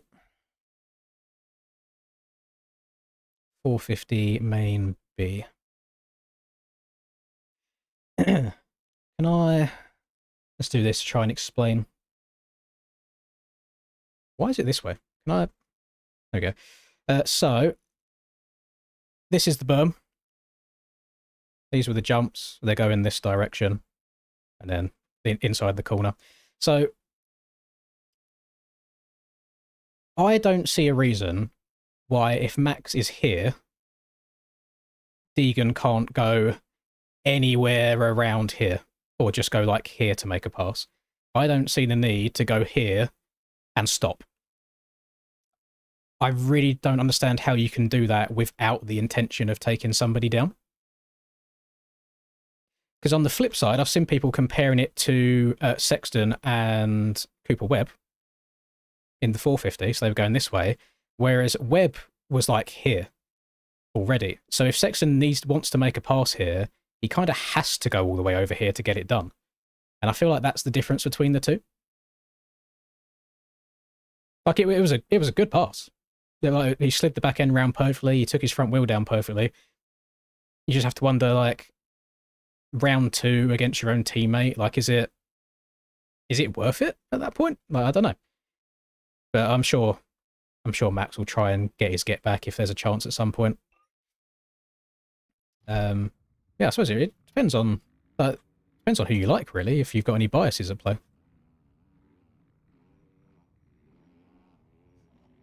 Rightio.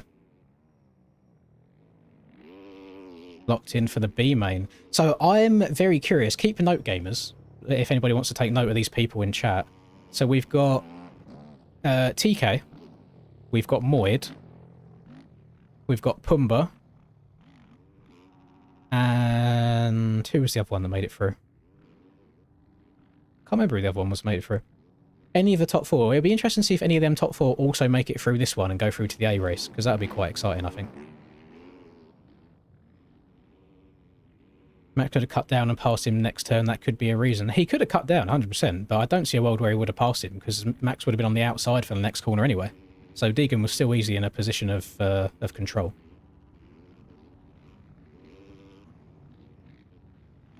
But I'm always going to think it's a bit unnecessary just because Max is from the UK and so am I. So you have to like bear that in mind when I give my opinions, is there is a level of bias. And I think sometimes people don't want to admit or even know that they have a level of bias in their opinions, even if it's unintentional. Like nationality bias is a thing, just general likeness bias is a thing. So it just depends on who you like.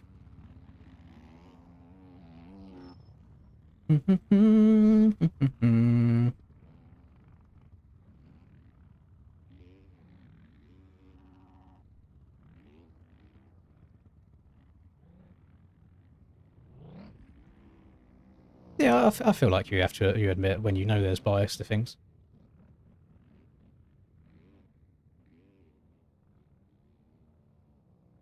You can look at it from the other way of, let's say that I absolutely detested people from the UK. I'd be like, yeah, nothing wrong with that, good pass. But, you know, it's a bit different. Oh, I love Sushi. I think he's great. I'm very upset that he got hurt ahead of this season. And then it's like, on the flip side, while there's a bit of grey area around that pass that Deegan made, I don't think there's any grey area in the pass that he tried making on Sushi when he fucked himself at SMX. Like, I feel like that was just stupid. And I feel like a lot of people agree that was stupid. And some people will still be on the opposite side, where it's like, oh, he's going for a championship and shit, but the manner of how he went about it by, like, waiting 4 different times and attempting multiple different times, I think it just made him look a little bit silly. I think you would have had better stock, better optics on you if you just went and won the race and, like, disappeared. Even if you didn't win the SMX chip, just going and winning that race and almost proving a point and being like, yeah, I would have won this if this and this didn't happen. I feel like that would have been a better look. But then again, his whole family, like not just him, like Brian as well, they have the marketing down to an absolute T. They know what they're doing. They know that controversy and stuff sells. So he's probably earned more money from like merch sales and attention on like videos and this, that and the other doing that than he would have anyway. So you got to look at it from every single different angle. Like they 100% know what they're doing. I relate it to a similar way. I guarantee that Hayden is not like that off camera. I guarantee that most of it is just for the camera, for the controversy, for the eyes on it, because that's what sells. It's in the same way that you get like Jake Paul being an absolute dickhead and a bellend all the time, like for the boxing events. And I'm sure if he's not on the camera at all, probably a tolerable person. But that's what sells in this day and age. And you got to think from like a Deegan perspective. If you get into controversy in a race, you know full well the next YouTube video that you're putting up of that race weekend is probably getting double the views that it normally does. So there is incentive to do that. So I understand it. It doesn't mean you have to like it, but I understand the reasoning for it.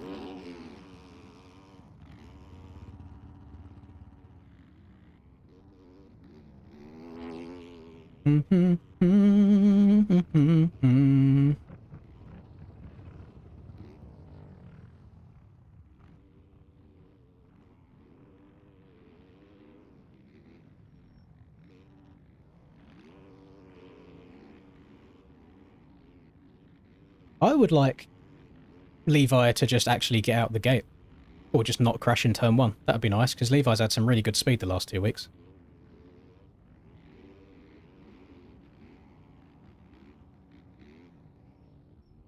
Yeah, it wouldn't surprise me if Anstey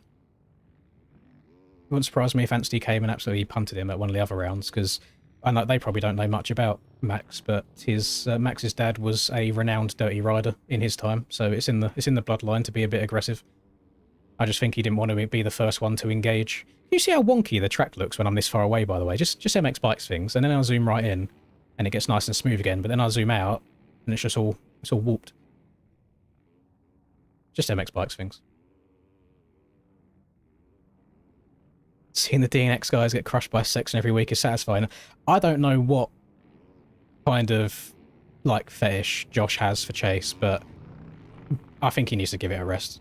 He can't keep putting Chase in first every time because it's just not happening. But I guarantee the time that he doesn't do it, Chase will go out and win.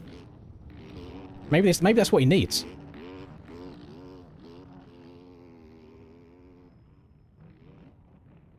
So yeah, maybe if Exhibit just doesn't pick Chase one week, Chase will actually get the result he wants.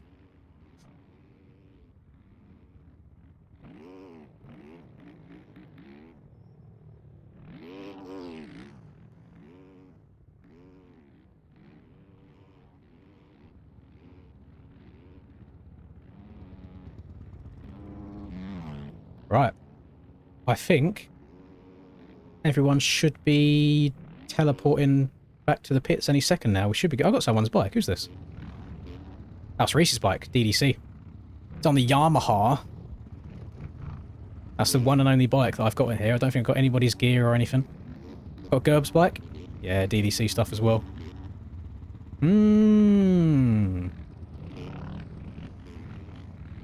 I remember signing up for GPs last year, and my name was Gerb, and I just come out and I'm in like top 5. And right, fuck's sake, Linz, why are you racing? Understandable. Gerb taking names, came out of retirement, barking dirt course on everyone. I mean, people do forget that Max won the overall at an MX of Nations in 450s. Like, he's not a slouch. He can ride a bike.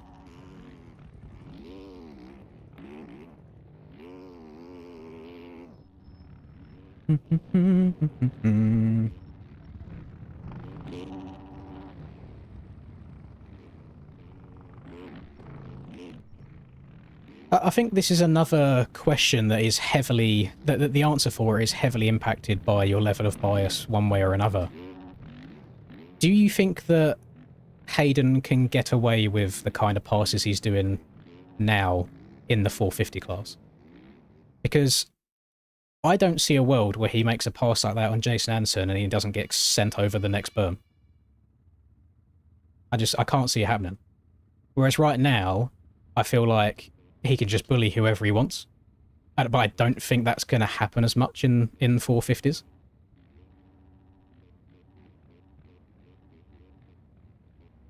Right.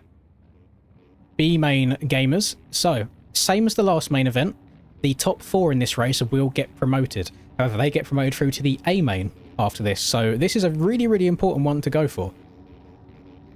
And we'll see who that top 4 will be. It all comes down to a good start, first of all. We have the lone banana bike here, Mr. Hemi, doing his bit. That is actually a KTM. I've just got a model swap on it for now. But that is a true pure blood Suzuki. Revs up, gates down. Everybody wheel spinning. GWM got a great start there. I expect to see him out in the lead unless somebody didn't break for the inside. And it is GWM on the SPX machine getting your whole shot. We then have third person Mr. Transcend in P2. Gets the triple out the corner. That's huge. He might be able to make the lead. He does. Gets that pass done early on. VDR going to land on GWM. So now GWM's gone from first place. Now facing backwards in the wrong rhythm lane, all in the space of a jump. Reese with a good start. We are 3 wide going through this rhythm section. Everyone being smart as well. Not scrubbing hard left to right. Just keeping the bike in a straight line. Love to see it. And Reese and Hemi right here, 2 absolute unks of the game. So it doesn't surprise me to see them actually doing some nice heads-up riding here on these opening laps. Just trying to stay out of trouble. Let the field settle down. I saw somebody messing up just there. That's, wait, VDR got up and going again really, really quickly. So, Transcend is going to lead us almost to the end of lap number 1. We've then got Austin... Is that Wheels? Has he changed his name again to just Austin now? If that is Wheels, W Wheels, doing it for the handicaps. Love to see it. We then have mentally handicapped. We've got Reese in P number 3. And he'll be very happy to go through to that A main if he can keep it there. We've then got Mr. Corollo in P4 on that CBR ride, the old Chesco boys. Where's the banana bike gone? What's happened to Hemi? Oh, Hemi's had a stinker. He was up there in a transfer spot earlier on. He's looking about P8 or so now. Let's see how this one goes. With Gerb right behind him as well. OG Mr. Gerbington doing it for the boys. Gerb playing this game even before I did, so that's how you know he's unk status in this game. Right, Transcend still making moves out in front. Pumbaa's going to go down, your person that got promoted from your C main earlier on. It's starting to narrow up a little bit here at the front. These 3 could be getting into a battle pretty damn soon. Again, everyone being patient, just taking the 90 in the corner rather than flat tracking to get a good drive through the whoops.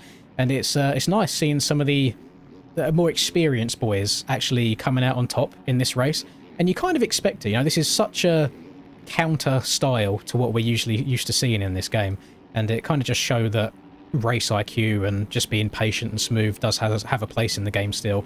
But the more important positions right now is between the MRC man of Mr. Miles and Mr. Is it Crollo or Trollo?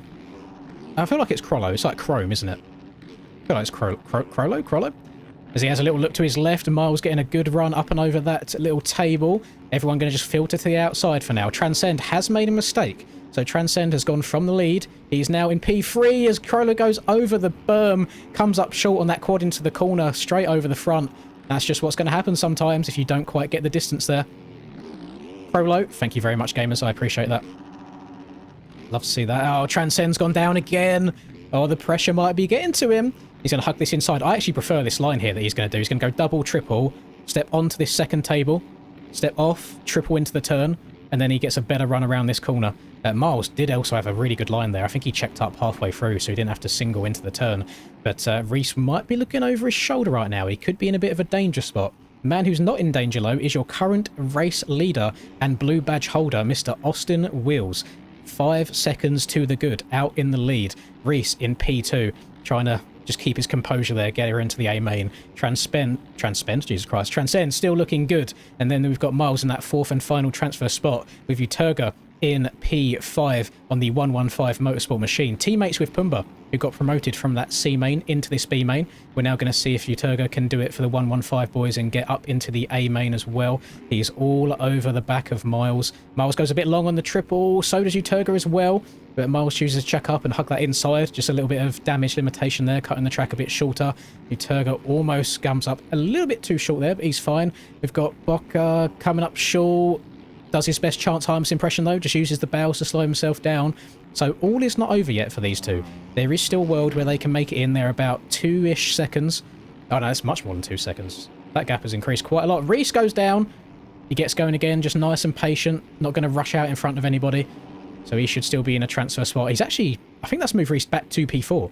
It has indeed. So right now, this is the battle for that final spot. Transcend making more mistakes, gets caught in the bows as he tries to rejoin him, but doesn't go down a second time. Good damage limitation there. Reese gets into the back of Miles. It looks like Miles' back wheel was spinning up on that slippery whoop section. Now the eroder's come in. Reese had nowhere to go other than into the back of him. I hope it was a consensual. So Reese is now going to drop down to P5. He will not be a happy man if he doesn't make it through into this A main. You can see, by the way, these back ends are sliding into the corners. Miles getting a little bit sketchy again. It looks like the erode's starting to catch people out. Then back ends are spinning up. Uturga goes off the right side of the track. Very good track re-entry there. Love to see that. He was patient, didn't gain a whole bunch of time, didn't join dangerously, and he's now going to carry on with the rest of his race like nothing happened. As Reese makes another mistake, these two are battling for that final transfer spot now.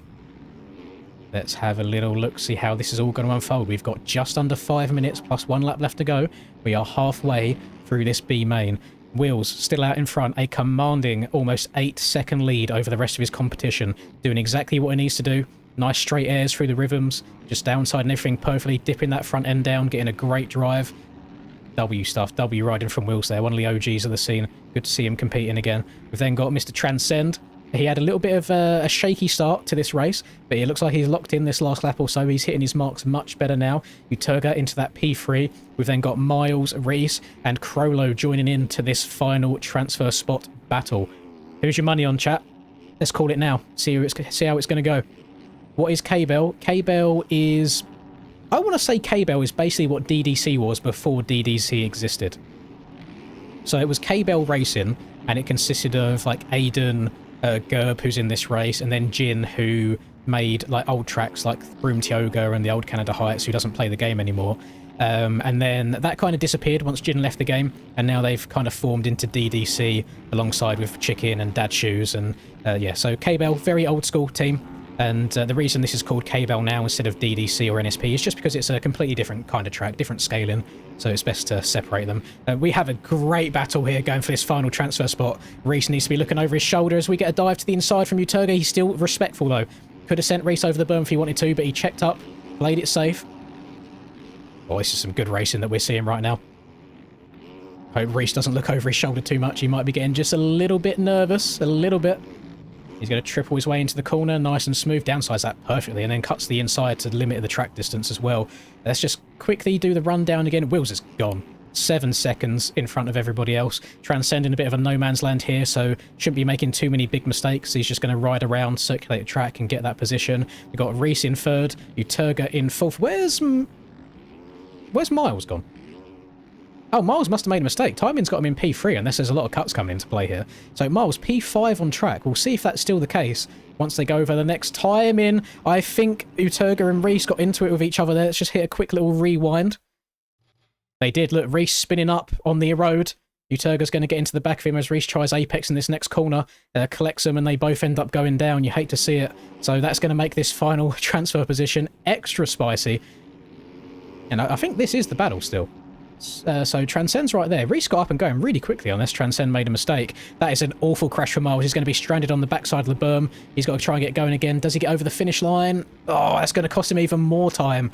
Right, we've only got a couple laps left to go of this B main, and the top 4 in this race will be going through to the 2 final A main events of the night. So Uturga, I believe, is the man in the driver's seat right now. Once the timing's all updated, I believe he does have cuts, because we saw him go off the track once or twice earlier on in this race. Doesn't get the step off, and that is because of the road that's forming. You can see it right there, that dirt, that darker bit of dirt on top of this tabletop. If you land on top of there, you will spin the back end up, so you got to be careful. Oh, Miles is going to land. I don't know who he landed on there. Uturga's stuck. Oh, that's his race done.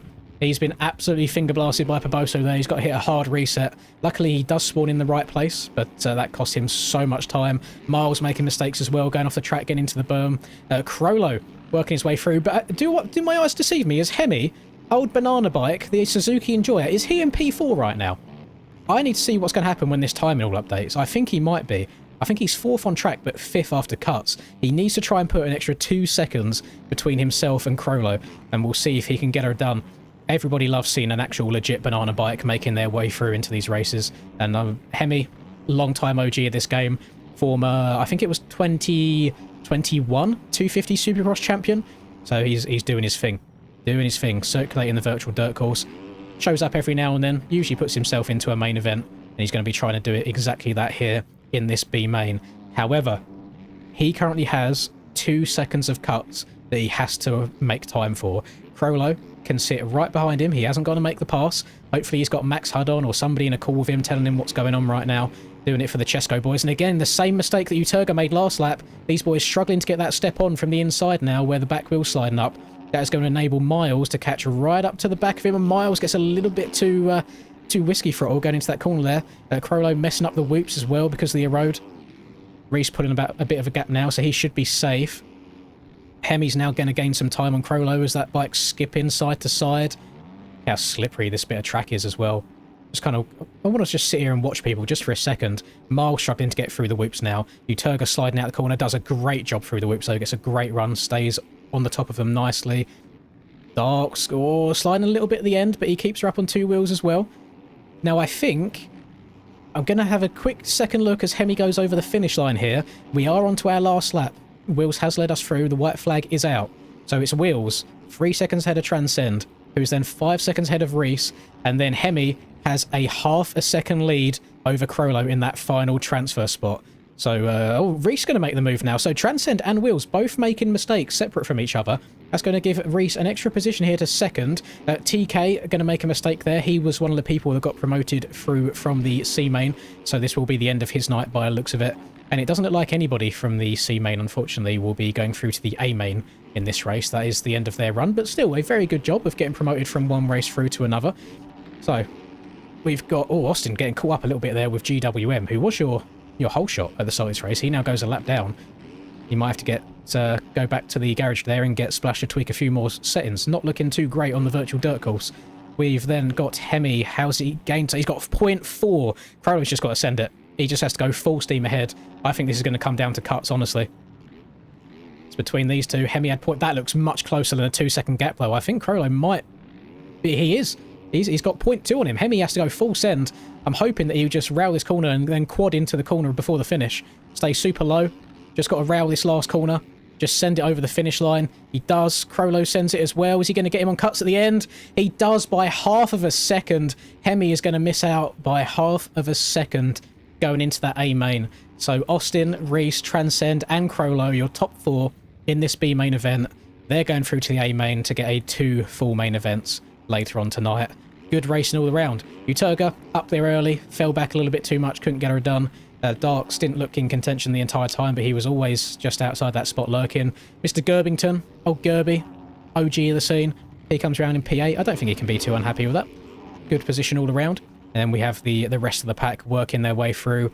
Pumbaa, who ended up winning your C main event, getting a bit steezy over the finish line. He goes through there in 10th. TK got 9th. Who else did we have in here? We had Kirill in 14th. And who was the last person that made it through? Actually, don't know. Who was the 4th and final one that made it through from the C main? My brain's given up on me. Moid, sorry. Moid got 14th as well. Weren't kidding about it getting slick. Is it that bad? It looks like it's really just the whoops that are causing a lot of problems.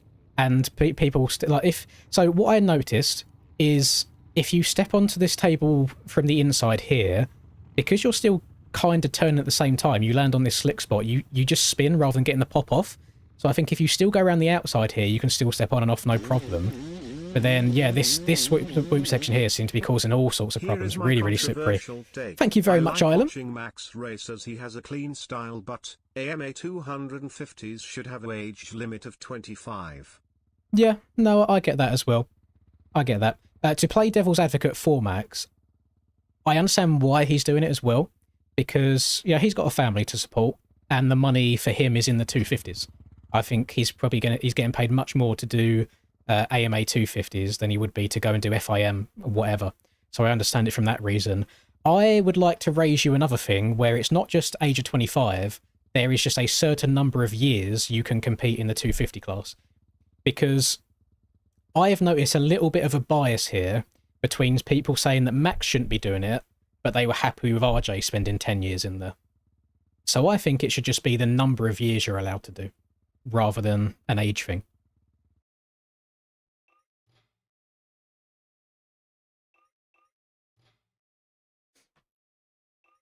There you go, gamers. Happy to see Reese making it through to the A main. Happy to see Will's going through as well. Very, very heartbroken for Hemi there on the old banana bike.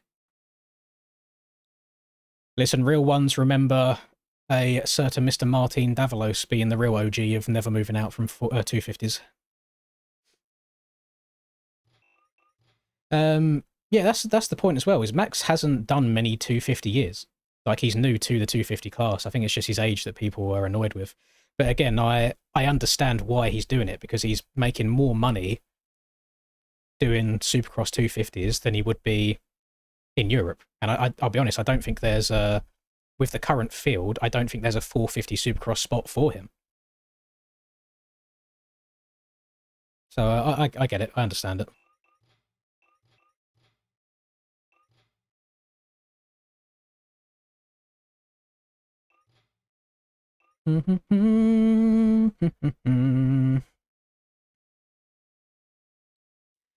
Yeah. The way... I don't know if he's going to change it in future rounds, but it is going to be both of the 250 main events before the 450 races.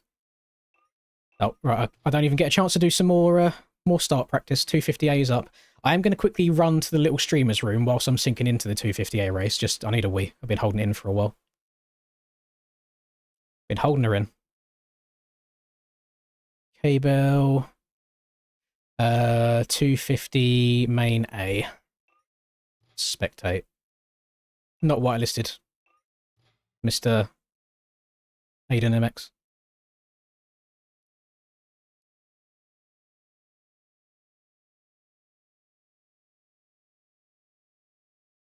If you could please be so kind as to hook a brother up. Ba, ba, ba, ba, ba, ba, ba, ba, ba, ba. What are our thoughts so far, gamers, on this racing format? Are you a fan or not? I think the only one negative thing you can look at this is if you're someone that qualifies straight through to the A main, you have got quite a bit of downtime. but the actual format of the whole night from start to finish is quicker than aerial is. It just seems longer for people because you haven't got like little heat races in between. But I like the idea of giving everybody a chance to compete in some aspects and have something to fight for. Right, just gonna have a wee. You know what? I'm not even gonna wash my hands. I'll be that quick. So give me 1 minute.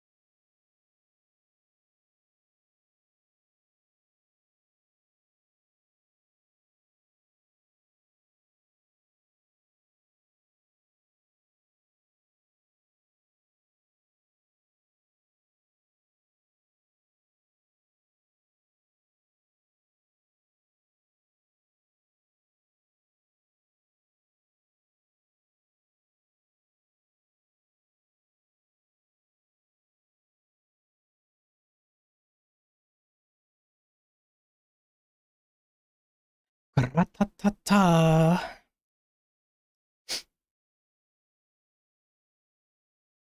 So I'll read to you because I don't have all the stats off the top of my head. If we was to compare tonight to an aerial night, from the time of the track release to the end of the 450 main is about 3 hours, and you get about 28 minutes of racing in aerial when you combine your heat race and then your main event. So you may have like an 8-minute heat race and a 20-minute main event. So you get 28 minutes of racing for 3 hours worth of waiting. Whereas in this series, you get 30-ish, 32-ish minutes of racing if you qualify just into the A group. If you qualify for like C and you get through to B, obviously you get more, so on and so forth. And it's still 3 hours from the start of the night to the end of the night. So whilst you get a little bit more time of racing in this series, it probably does feel longer because there's like more gap in between. It's less, your bit of racing is more condensed. So I believe, I'm sure Aiden can confirm, but we now have 2 10-minute plus 1 lap 250 races, and then it is 2 450 15-minute plus 1 lap races. So it's the 2 250 main events first, and then it's the 2 450 ones. They're not staggering them back and forth, which might change in the future. Again, this is just pre-season, yeah, just the first night. We'll see how it goes. Reese has just discovered that I called him mentally handicapped in that last race for fun, and it does not look like he's happy with it.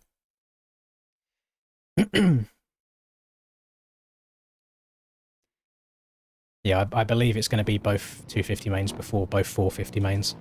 But that could change. That could change in the future. I'm sure if enough people wanted the mains to be staggered, then he could do so. They're not particularly long races. They're 2... I mean, for 250s, it's 10-minute plus 1.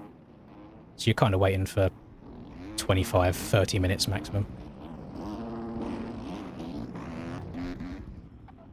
I see what you did there, Wills. Very, very comedic.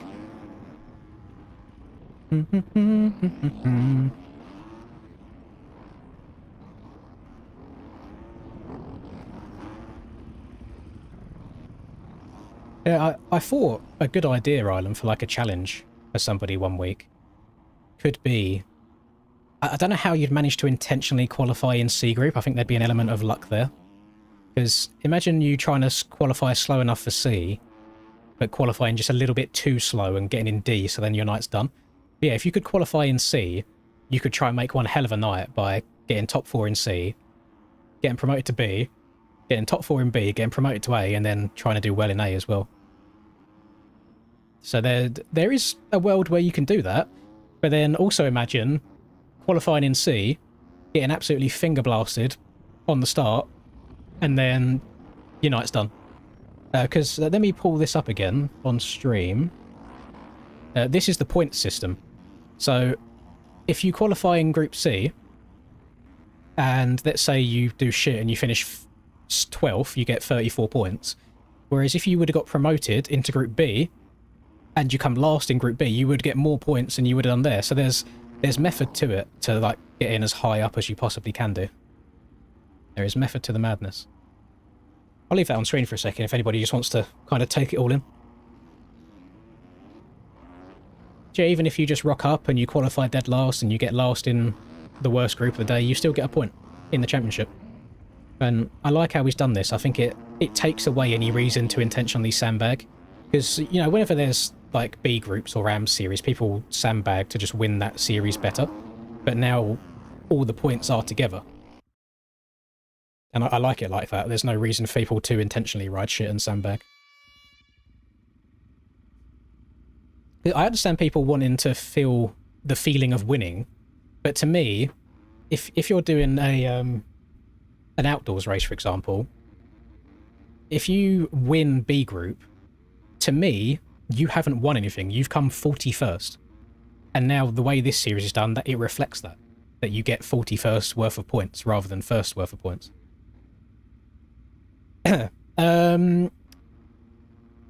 I'll see how awake I am, Splash, because at the moment there's like a 50-50 chance of me going riding IRL on Wednesday. So I might be hanging out my arse because I'm incredibly fat and unfit.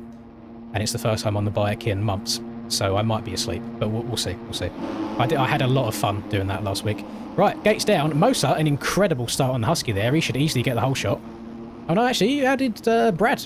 I didn't even know Brad was signed up. Brad, if you were unaware, your 2025 EU 250 champion absolutely dominated that series. So Brad out in front early on the Ryzen machine. That's going to demote Mosa down into P2. Then got Pitt doing the 250s, which I don't know if I've ever seen. I think I always see Pitt on a 4. He's down here in P3 early on. And then we've got Repe. If anybody can let me know. Thank you. He does have 3 Ika in his name. And I think Ika was the person who got caught using Kaizo and cheating in one of the series before, so not sure how high IQ of an individual this man is. Maybe he's cheating himself. Who knows? But he's going to go through to P2 earlier on, as now Brad's getting into Flumsy. Aaron's going to work his way through. So many people wearing these Santa hats. Like Cam really did start a movement a few years ago. Pinky, good start earlier on as well. Pinky's been having some good results from what I've seen of him recently. I've seen a lot of Australian gamers in this 250 class. 2 VDR Australia riders right here early on. Then we got Pitt is going through to the lead early. And again, I have no idea who this is, but and he's wearing Paboso gear, so it wouldn't surprise me if he was cheating. I don't want to throw accusations out early because I have no idea, but you know, when it's someone you've never seen before and they've got 3 Ika who was a cheater in their name, you can only throw out accusations. You never know. Yeah, good to see Pitt up here this early on. We've then got Aaron on the canvas machine, P3. Pinky moved up to P4. Flumsy regathering himself in P5 after that early mistake. We've then got Jay in P6 and Willie in P7. I've said this before about Willie, and I hope that he doesn't mind me saying this. I think Willie is like the fastest person to not win a championship. If that makes sense. Like, he's always so quick, but then just the races don't seem to go to plan with, like, bad starts and just other mistakes. So it would be nice to see Willie win something. We'll see how it goes. We do have Reap still in front low. I've been told to check my DMs. Oh. Okay. Am I allowed to say that on stream? Holes? If so, let me know. Yeah, we love a bit of Willie around here. Mr. William. I can't actually remember Willie's last name. But for a bit of background lore, when we went to the LAN event in Italy in 2023, I think it was, I always forget, or 24, me and Willie were next to each other on stage. Very nice chap. Nice in real life. Good guy. And obviously very fast on the 6. I don't know how to feel about this. I really don't know how to... Should we do... Hang on. Does anybody want to... Let's have a look.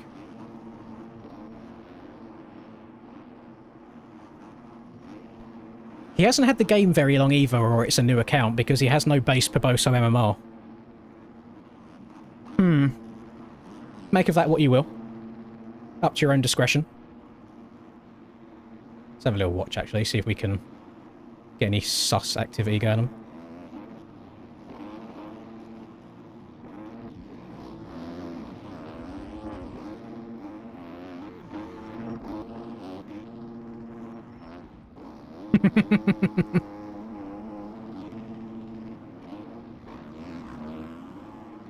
I wanted to see if it was Timos, because I saw Timos lurking in chat earlier, and I know Timos usually like blips the throttle around berms, but this guy isn't.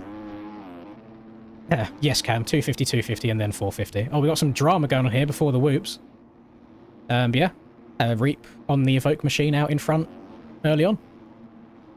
I don't know if anybody wants to do a little background check there. You can have a look for his name on MXB Ranked and see his GUID and stuff and see some background. Don't know if Aiden's still lurking in the stream, if he can do any research as well. Unless it's just somebody that's changed their name. No idea. But yeah, it seems a little bit sus that he's having a very commanding early lead, and he's got free Ika, who was previously banned for cheating, in his name, and he also has no Poboso MMR, so he hasn't had the game for very long. That's just what I'm saying. Right, back to it. So we've got Aaron in P2. We've then got Floomsy. Actually, Aaron's made a mistake now, so that will promote Willie. And so actually, Aaron's made so many mistakes. What's... Blood's fallen back like 10, 15 seconds in the space of half a lap. Very interesting. His Steam isn't set up, and nothing unranked. Yeah, get him gone. Get him gone. Fucking... what's wrong with people? This is why an anti-cheat needs to exist. I just wish that we had one that actually worked and didn't, you know, leak screenshots of people's desktops randomly. But hopefully we can get a proper working, non-compromised one in the near future, because the game definitely needs it. Because I don't think Poboso's putting his finger out anytime soon. So we'll see. We'll see how that goes.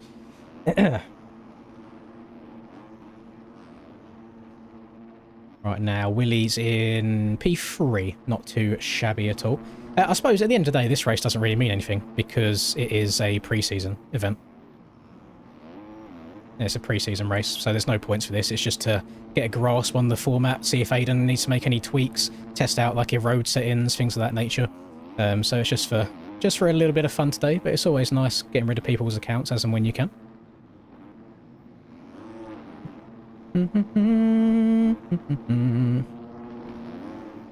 Me and Crollo got caught in 4K. I know, I got caught reading the aerial rules. Done me dirty there. To my knowledge, the game only took screenshots. Well, it only took screenshots of your desktop when you had the game open in the background. So I think that's how it kind of catches things. Like how Aiden's always testing stuff for this game. Aiden does put a lot of work in. I mean, Splash, can we come and collect your rider, please? Because he's not doing a very good job of just going back to the pits. Maybe he had a parcel at the door. Maybe his mum walked in the room and he's calling him, but he had a little bit of a lay down there.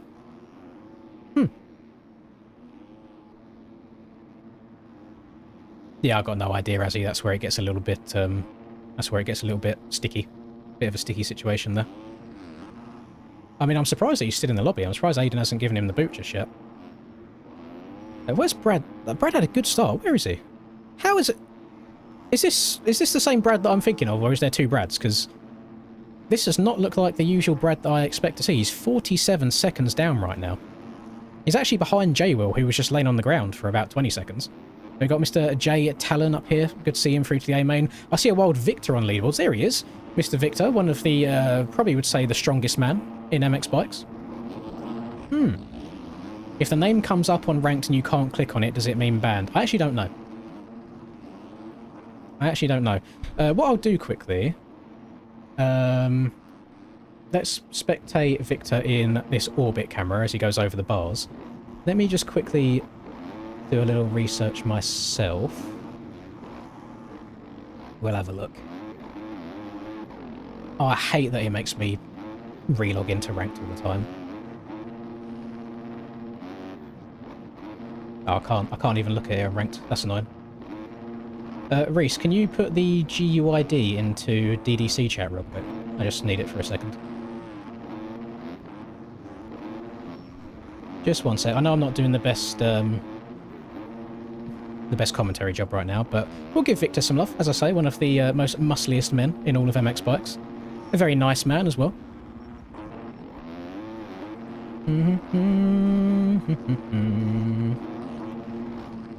Pop that back up. Yeah. Same Brad, he seems to struggle a bit on Aiden's tracks. He's pretty hit or miss on DDC. So we're saying that Brad is a little bit of an outdoors specialist. Is that what we're picking up? Should we do, how do I do this? There we go. Has that even popped up at all?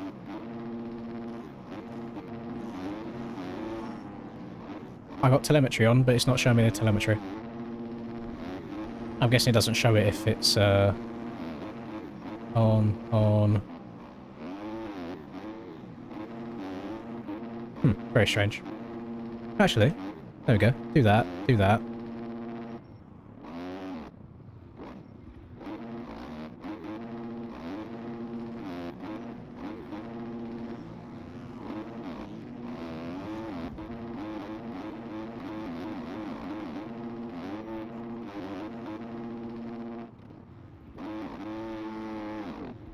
I mean, there's no modulating of the throttle, is there? It's just on or off. On what is meant to be now an eroded and slippery track.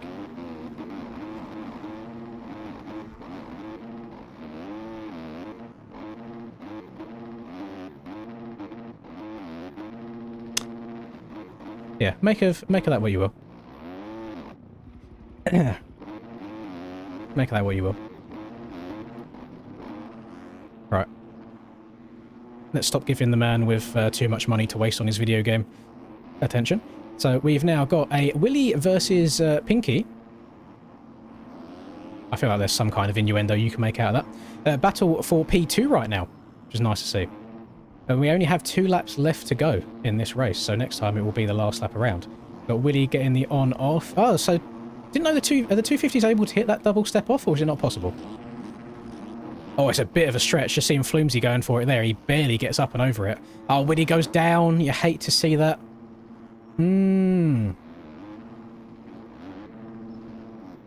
also the 250s that are kind of grippy. I know that they're grippy, but they should still be sliding a little bit around here. Like, that is the point of this track, is that once it gets eroded, it gets even slipperier. I now kind of feel like he's intentionally going slower on purpose, because yeah, he was gone at the beginning.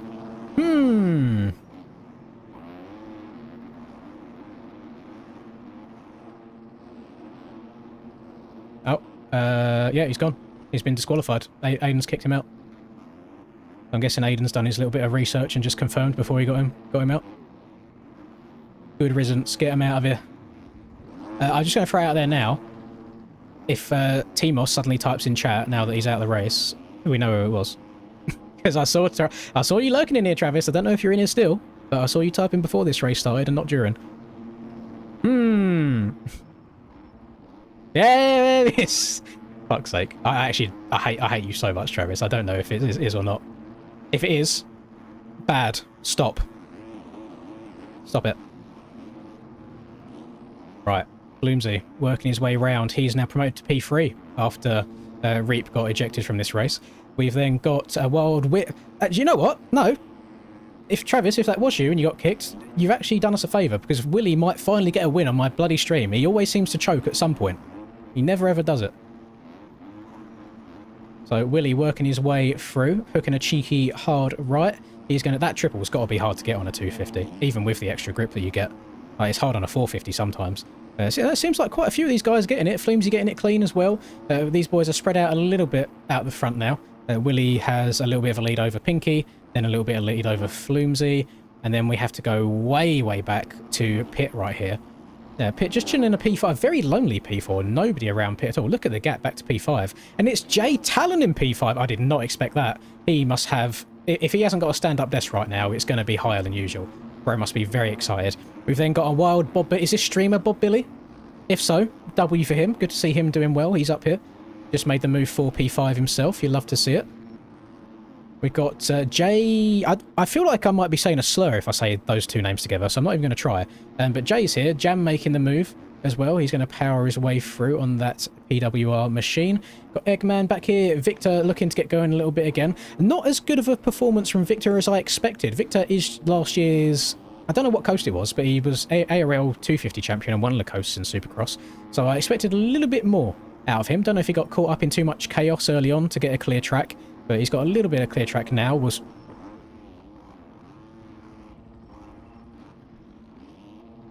I don't know why my game just shit itself. What happened there?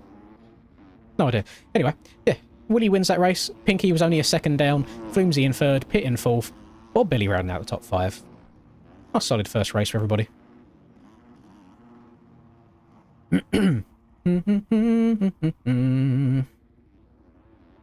Yeah, Bob Billy's going to be very happy with that P5 there. I think Mosa would have expected a little bit more in this race. I know that when I was doing my pre-Supercross season streams, he was barking the flat ARL tracks. So maybe he can get a better start in this next one. Is he... I know he's on VDR Australia. Is he actually Australian? No, he's not. So I was wondering if he was Aussie, maybe he's getting fingered by the ping, but it looks like he's not from Australia. So, yeah, maybe just a bad start in general.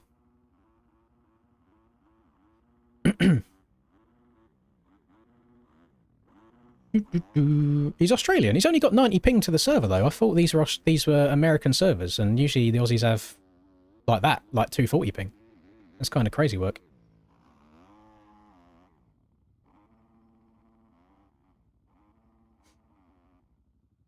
He might have the best internet in Australia. I mean, he's rocking Europe level ping right now, because I've got 90. Right.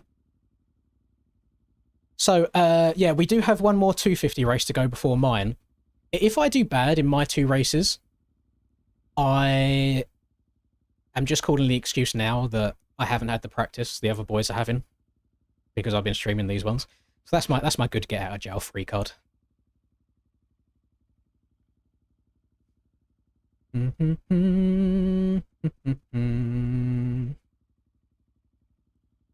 So there'll be one more 250 race, which is 10 minutes plus 1 lap, and then it will be the 450A races, which are 15 minutes plus 1 lap each, and there's 2 of those.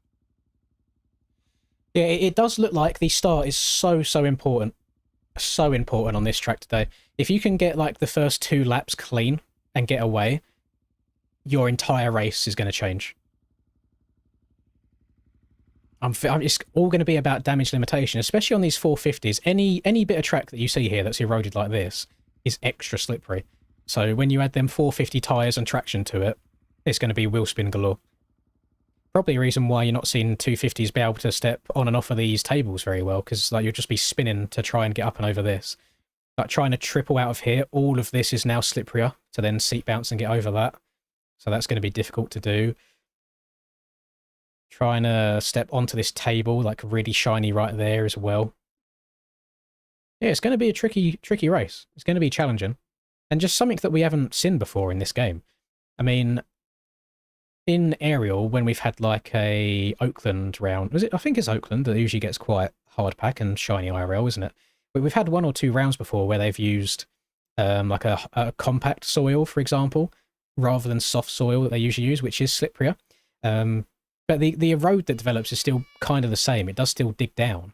And I don't understand how Aiden's done this, but this track isn't really digging down. It's just like taking the top layer of dirt off and revealing a shiny base underneath that's extra slick.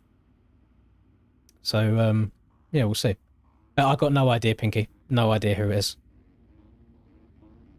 No clue whatsoever. But Aiden kicked him, so I'm guessing he was up to no good. We had some, I think we had some rage quits in that last race as well, because we were only starting this second one with 17 people. We might get a red flag here, because I think Mosa's game's just disconnected or something. He's gone. Dimitri left for some reason after that race. So yeah, we might get a red flag in this one. We'll see how it goes if he rejoins. But race 2, Pinky off to a great start again, and Victor with a much better start this time as well. And red flag. There you go. I thought we'd get one.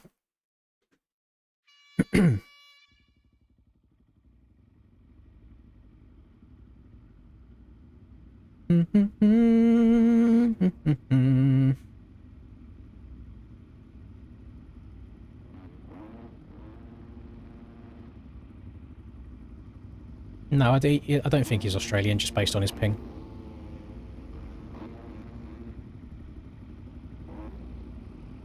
You need a warm-up? Oh, I thought it was a jump start. No, you don't need a warm-up. What do you mean? You've had like 3 hours to warm up.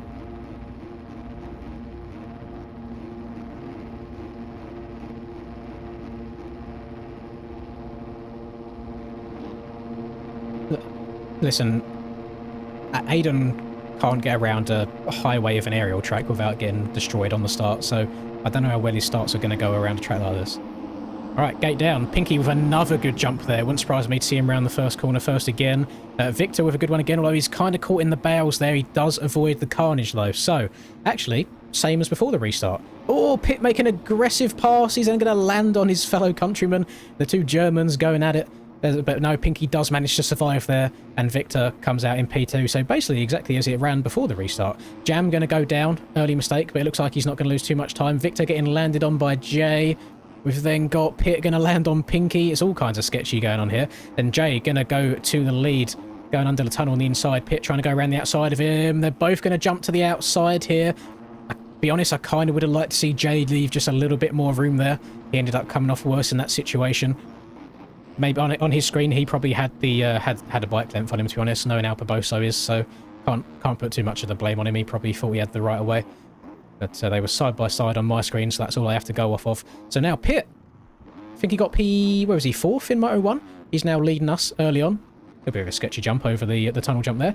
We've now got Cade Davies in P2, Cole's long-lost twin. We've then got Victor in P3, Pinky in P4. Cade somehow almost looping out a 250. I don't know what engine he's got in that bad boy. He swaps it out to a 350. We got Brad, a better start for him. Hopefully he can do a better job this race than he did in the first one. He puts his hand up to Jay Talon as well. I don't know if he made an aggressive pass somewhere or they just got together. Then got Flumesy just out the back of that.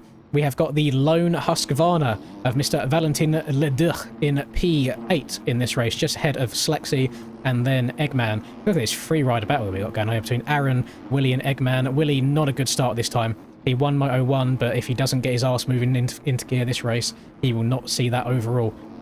So I don't know who went down there, but that looked like a hell of a pingy situation. Willie going to the inside, steps over from really tight on the inside there. He does kind of cuck Eggman. He did jump over from right to left into his line, doing his best Deegan on McAdoo impression. So, oh, look at that. Look at the battle we got going on here. Is this all for P2? It is. We've got 1, 2, 3, 4, 5 people basically battling for second place right here.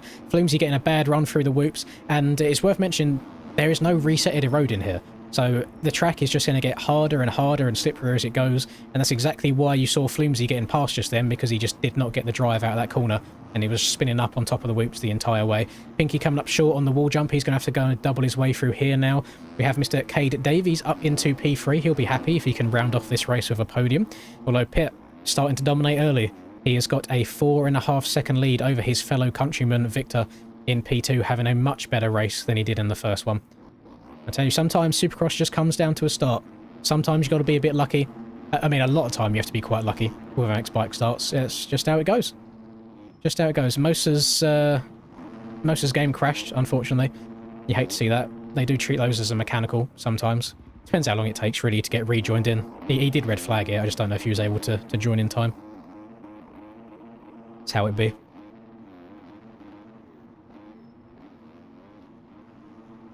Yeah, it's always worth mentioning as well, like, it's same as aerial. If your game crashes or you get a jump start or something, just as quick as you can, just at an admin in the Discord and tell them. Because the sooner they're aware of it, the sooner they can kind of wait for you and red flag for you.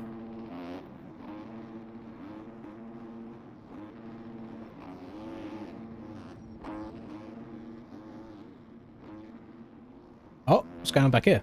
Cade going OTB. I thought CDS suspension was no more, or am I thinking of another C something suspension? There's too many 3-letter suspensions. I can't keep up with them all. Right, Pinky. Looked at...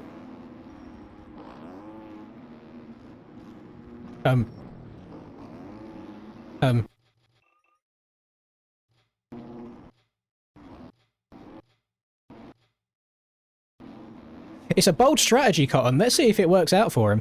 He might have just misjudged the scrub to the inside. But yeah, he'll get some cuts for it, so I don't think it's the end of the world. Right, Victor and Cade going at it for this P2 position right now. Flumsy, after his off-track excursion, also working his way through here. What is the best suspension in my opinion? Whichever one works best for you. I cannot stress enough the fact that there is no one best suspension in this game. Everybody rides differently, everybody's different speeds, it all has to be tweaked and tailored to your liking. I will probably use 3 or 4 different suspension brands through the course of one season, so in my opinion there is not one. At least I'm not being paid to say that there is one best suspension yet. So whenever the day does come that you start hearing me say that one suspension company is the best, just know that I am receiving a bag for it. As we carry on here, Bob Billy, he got 5th in Moto 1. He's currently running 4th right now. Now going to move up into P3 as Victor goes down. He's going to be on top of the world right now. He's loving life, barking the virtual dirt course. What's happened to Jay? Jay was like right at the front at one point, unless that was before the restart. He's now second to last. Not ideal. Not ideal at all. But everybody else just saw that, right?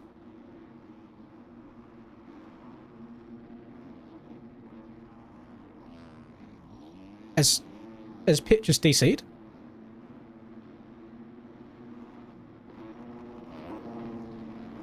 If Pitt's just DC'd, Bob Billy is currently winning this main event. I think he has. So yeah, no, Pitt's DC'd or his internet's died or something like that and he's not hitting timing gates. So right now, on track position, Bob Billy is in P1. On timing, he's in P2. I think he does have a couple of cuts. So we shall see. We'll see how it goes. But yeah, Bob Billy leading us through. We've then got Victor, the other German, carrying the torch for Pitt. Now that his Pitt's internet said no. He's working his way through. Flumsy in a respectable 3rd place with Pinky in P4. Where has Willie got up to? There he is. So Willie's in 8th place right now. So 1-8. Don't know if that'll get him the overall. Who was it that came 2nd in Moto 1? Was it Flumsy or was it Pinky? Actually, they're battling out right now for 3rd place in this one. So one of them two might find their way to the 1st overall here. Of course, this is only a pre-season round, so it doesn't mean anything from a championship standpoint. But it's always nice to get a little feel-good action before a season starts, knowing that you are somewhat comp. It's good to see. So we'll see if Willie can make up any more positions. I mean, time-wise, he's not far behind. We still have 3 minutes plus another lap left to go in this final of the 250 main events for today. And Bob Billy, look at the gap. Sorry, we've got, I know it's because of cuts, we've got 4 people within half a second. We now got 4 people within 1.5 seconds. Victor goes to... Boys, there's another 70% of the track you can use. You haven't all got to ride on top of each other. Victor going down and then collecting both Pinky and Flumsy. So that is going to promote Valentin up into 2nd. He's had a hell of a comeback ride in this race. He started off the race in P8 and he now finds himself in 2nd once the timing's going to update there. He's got to be loving life. Look at him. Just as if he was meant to be up here all along. There is a world right now where a 5-1 can win you the overall. Like, these 250 riders have been switching back and forth positions all over the place today. We'll see. We'll see. You remember hitting up Splash and getting ignored? I mean, listen, Splash, what do you have to say for yourself? Don't worry, Rodak, when you get to a minimum of 40k subs, that's when Splash will reply to you. That's how it goes. I'll be honest, suspension's a weird thing to me in this game now, games. I can't say for one or another because I just use so many different things at all times. And the thing is, there's so many different suspension companies at this point that surely there's got to be some overlap. Like, surely, let's say there's a sweet spot for where suspension should be that's best for the game. If people are good at making suspension, multiple people will have come to the same conclusion, if that makes sense. So you could find that you've got 10 different suspension brands that might just be a clicker or 2 away from each other. So yeah, I don't know. All I can say is I'm in a very, very privileged position with who I am in this community, and I get sent setups all the time for free. So I can't tell you what to do. You run what you want to run. Completely up to you. I can't kind of stand on one side. I just have to ride the fence in all positions. Brad kind of doing tricks on it crazy style. Him and Aaron getting into it. And then Willie doing his best Chase Sexton impression there. Maybe the sun was in his eyes. He couldn't see where Brad was. Willie choosing to take the hot line around the whoops there. Going to get a few seconds cuts. He might have missed an actual split section there. or Splitgate, so he might not even have a lap count. But Manly Hour, we've got 2 laps left to go. We have got Bob Billy in P1. A 5-1 genuinely could see him getting the overall. I think it all depends on where Pinky and Flumesy got in that first race. Although, I have just seen Willie has now moved his way up into 5th. So currently, it's a 5-1 versus a 1-5. So points are going to be so close to each other at the end of this. Should be very, very interesting. Splash pays for Tinder Premium. Listen, if you need to find love, or if you just want to find some puh to get in, then Tinder Premium is not a terrible way to go. If you want all of your extra golden likes to make sure that the huzz see you and who you are, then and you think it's worth it, then go for it. Nothing wrong with that at all. Thankfully, I'm in a position where I do not have to do that at this point in my life. And there you go, Splash just said it worked. So you don't hate the player, hate the game. Gotta do it.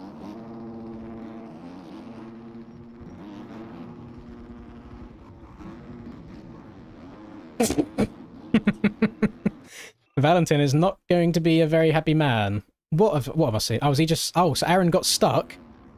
I don't know how he ended up there. Then he hit a hard reset, which put him the wrong way.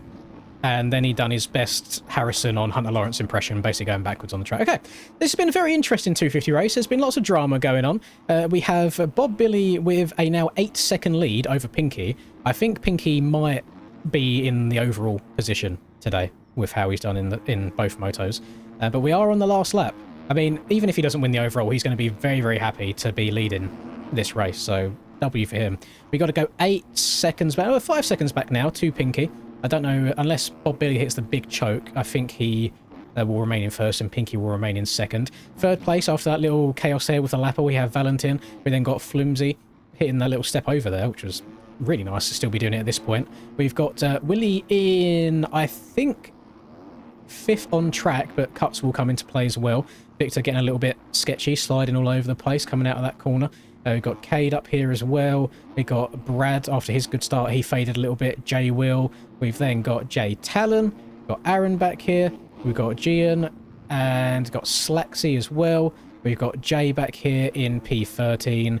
We have got Jam in P15. And then we should have Eggman somewhere. We'll give him his flowers. He's in last place in this race, but he's still circulating.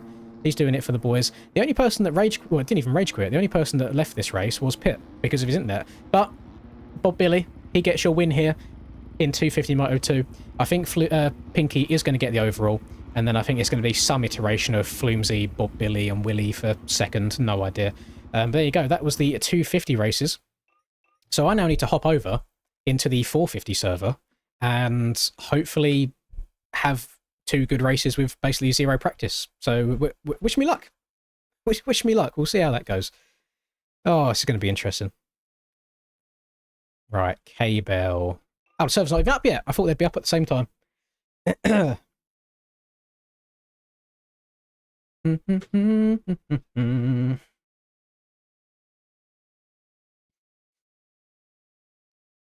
Transcend confirming that it's insane how slippery the road is coming out of the corners. So what we're saying is 3rd gear quarter throttle. I've accidentally loaded Spotify. Rest in peace. Let's close that down. I don't need more reasons for my game to lag. Let's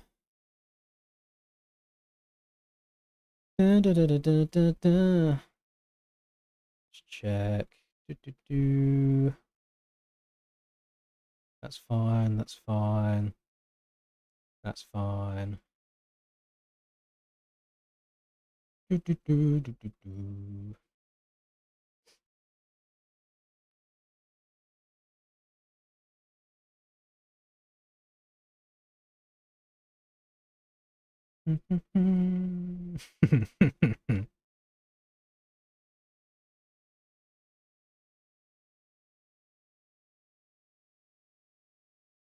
Reap not happy that I contributed to him getting kicked from that race by the looks of it.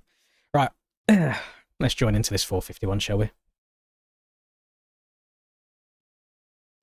Yeah, I feel a little bit bad for Pitt there. It looked like he was on his way to get a win, but with negatives come a positive. Bob Billy got his first ever moto win. I'd say that's a W.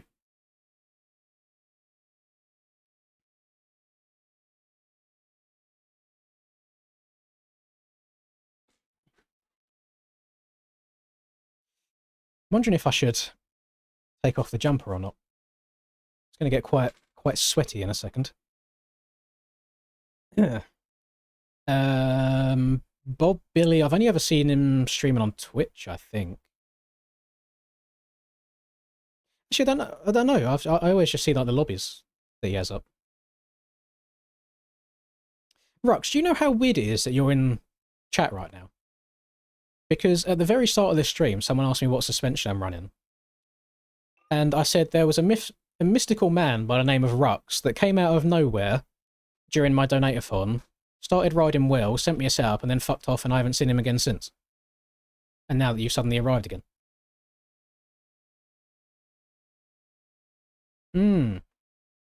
Very interesting. 5 litres should be enough for a 15+1, shouldn't it?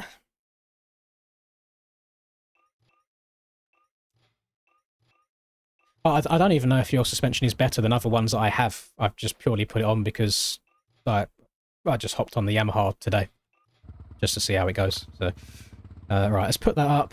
That gives me speedo, that... question, gamers. I've been wondering if I should remove these and just focus on my race, because a lot of time I look over at it and it distracts me because I'm constantly trying to pay attention to where people are. But then I also feel like I need it for your guys' information. So, but then up there, I've also got information, but so you can see what position I'm in, you just don't know like the gaps. So I don't know whether I should leave it off to try and lock in more, or if I should just run it for you guys. I mean, if I leave it on in the first one and I have a stinker, then maybe I'll turn it off for the second one, we'll see. We'll see. It's really bad timing for me to need a poo right now as well. We might have to try and go for a in-between moto dump.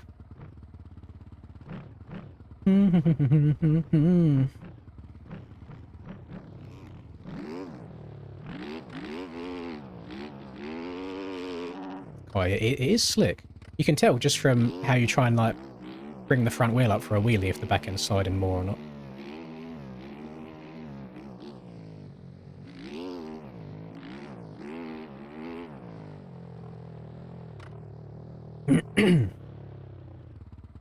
Traction's diabolical with the road. I'm kind of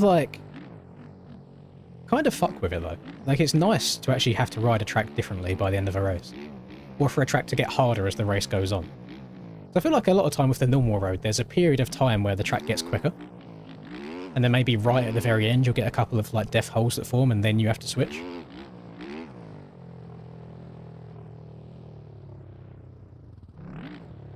But there will definitely be a point, like especially in Moto 2, where avoiding the road just isn't an option because it's just everywhere.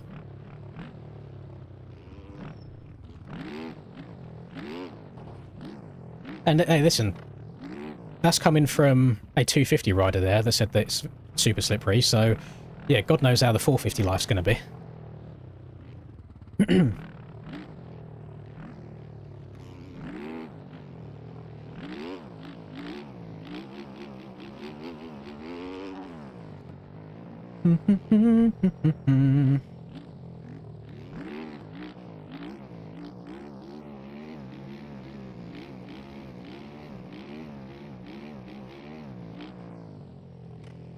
Going low though. I think it's because I've been yapping for the last like hour and a half.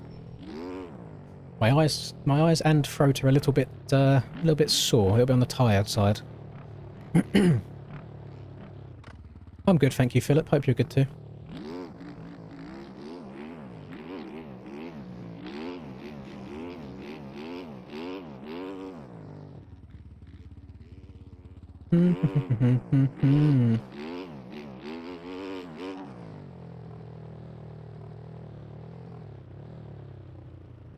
Right. 6 seconds and we should be loading us up onto the start gate. Arms are actually sweaty. But knees are not weak right now where I'm sat down. Knees nice and strong. Just the palms. I'm very curious how this start's going to go. Like, it's such a slippery start gate. I'm nervous now. I've had no practice. I don't know how fast I'm going to have to hit these rhythms. Ah, oh well. Bit of fun. Bit of fun at the end of the day.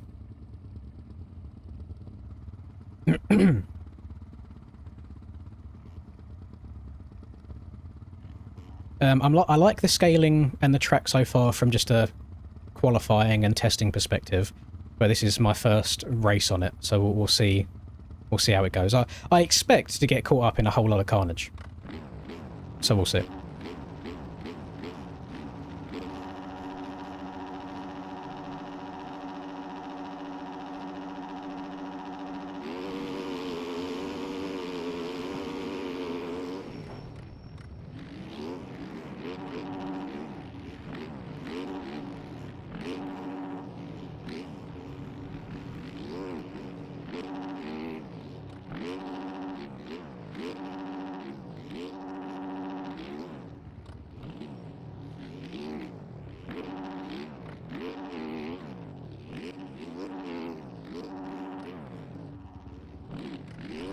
Oh, you fucker.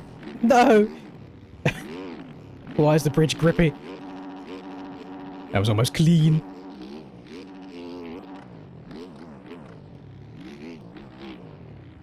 Trying to stay away from the chaos. Make sure no one's dive bombing me up the inside. I was too nice. I tried giving okay. I tried giving Adam too much respect, gave him too much room on the inside, and I just cucked myself for my run through the whoops. Have you seen Adam out in front, though?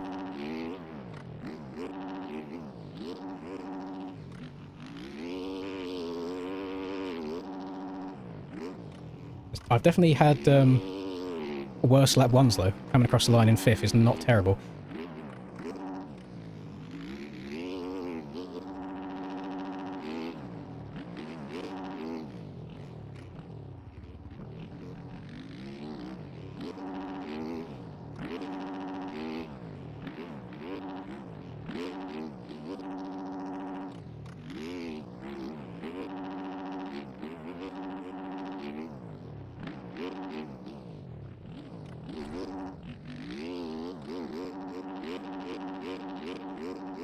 I think it's probably worth me going around the 90 there just to get a better run through the whoops.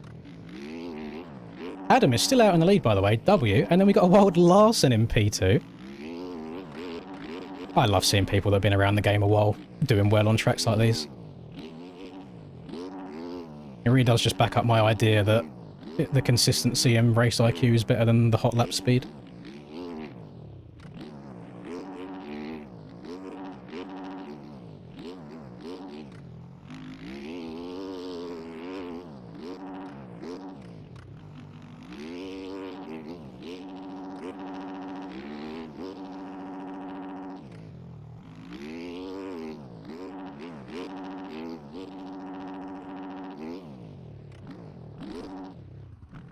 Oh, the front end tried going on me. No, no, no. I did kind of cuck the rest of this rhythm formula. Might be able to get the triple out still. Oh, it's scrappy. It's very, very scrappy from me so far.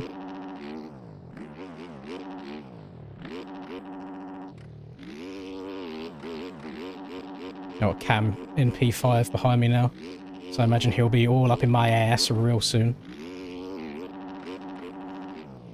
Adam's actually gapping out in front as well. He's not just chilling there, he's going. Curious to see how long it takes for the slipperiness to start coming through. This isn't the line that I'm trying to take. I'm trying to step over the table and then triple into the corner. Just keep getting it just a little bit wrong. The timing's just ever so slightly off.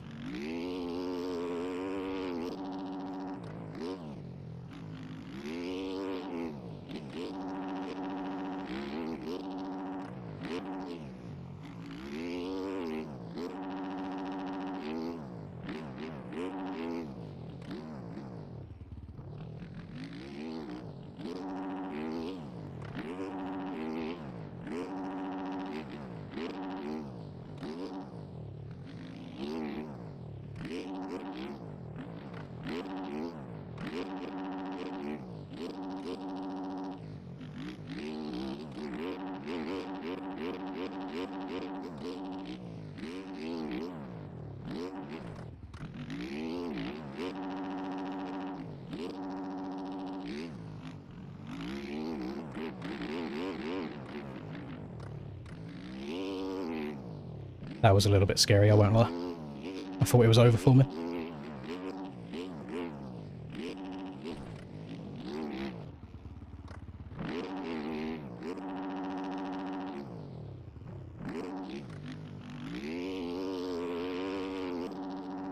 Now, I thought I've had some really good laps here, and Adam's still pulling a second on me a lot. He's moving right now. What? No! Oh, fuck! That bike had a fucking death wish for me, didn't it? Jesus.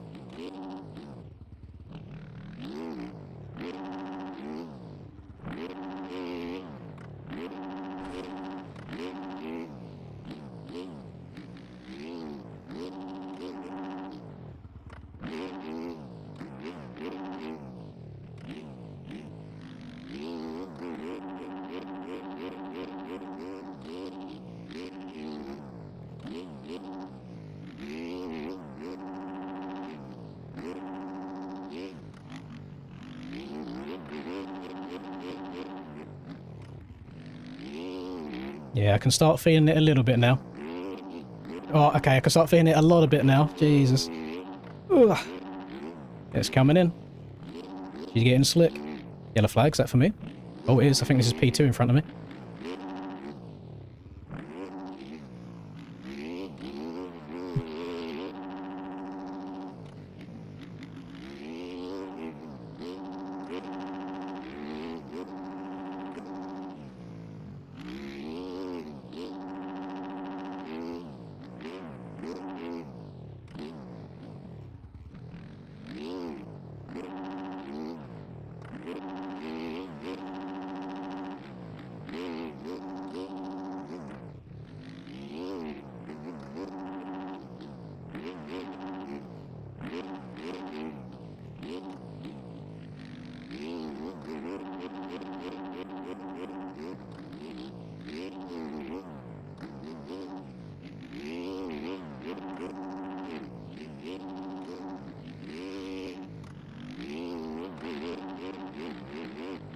It's also worth mentioning, Reese came from the B main, and he's currently in P6 in this one.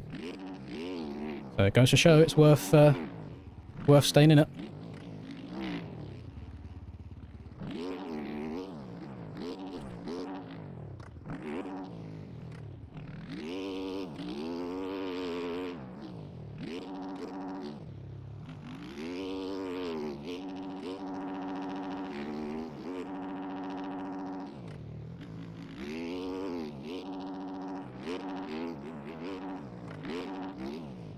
Uh-oh.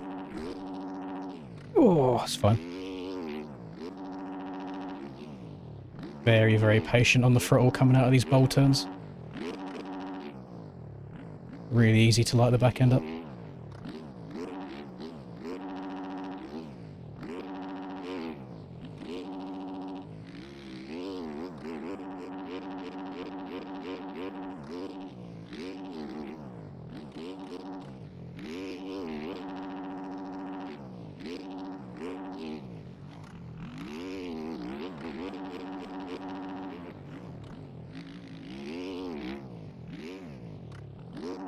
Oh yeah, she's slick. It'd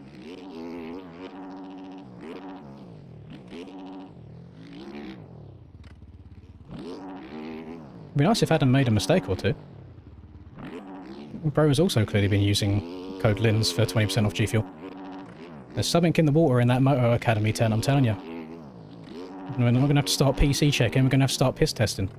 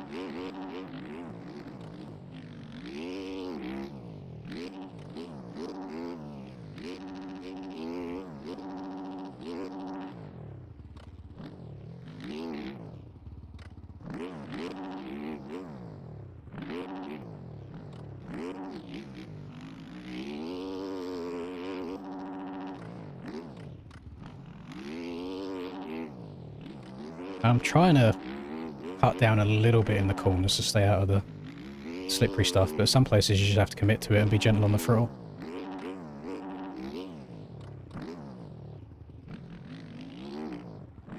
Oh, that's too far. God damn it.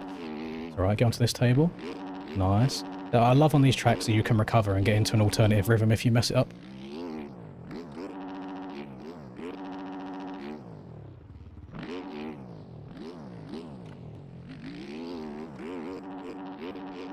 Oh, okay. Yeah, I don't know about hitting the inside there.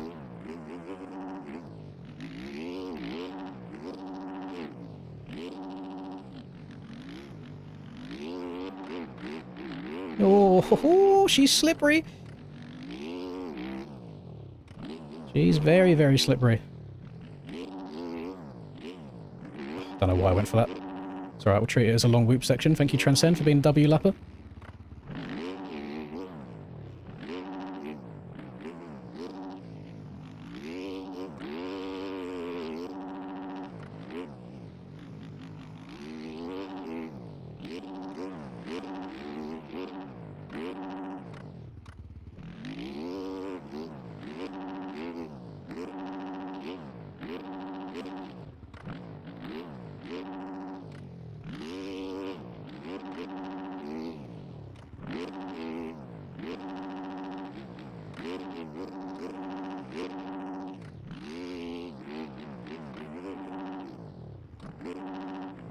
Oh, over jumps.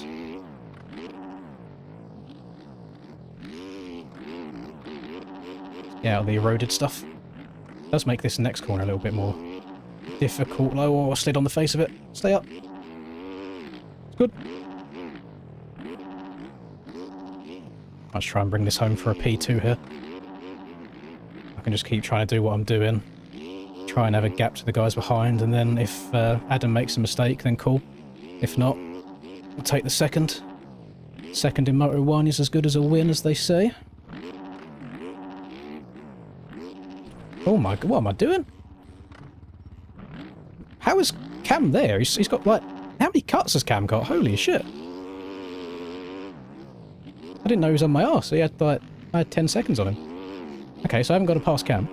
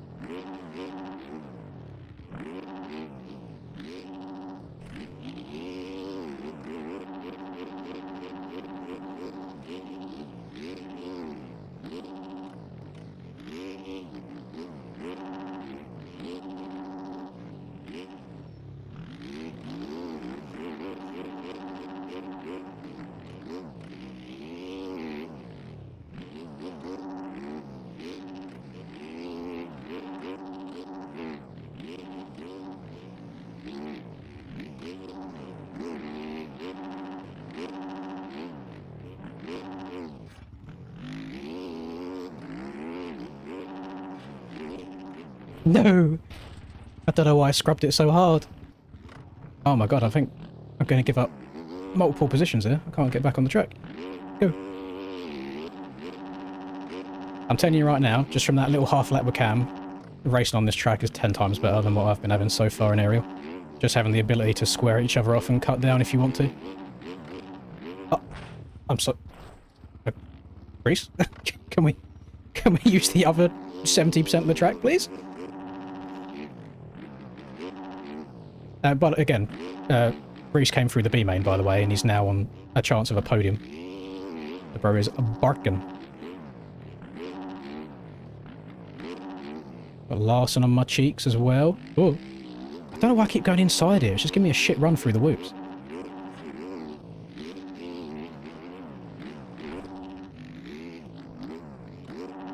I think I'm going to start going inside there as well, because I'm starting to slide a little bit too much to get the triple out of the corner.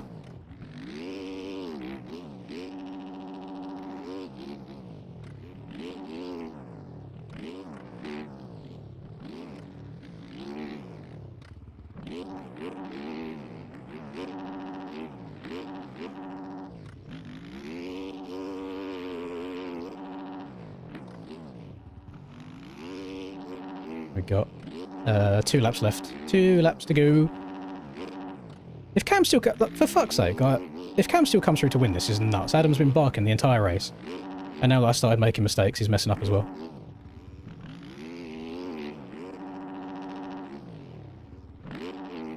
Crazy work. Oh.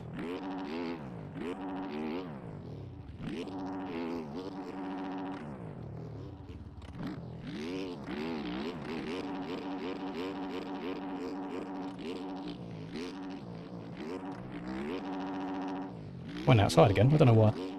It's alright, we got it this time.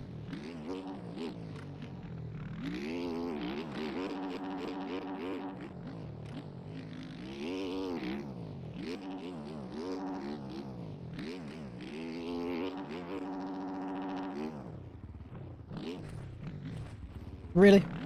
I thought I'd got away with it. Ooh. No, Reese, survive. Yes.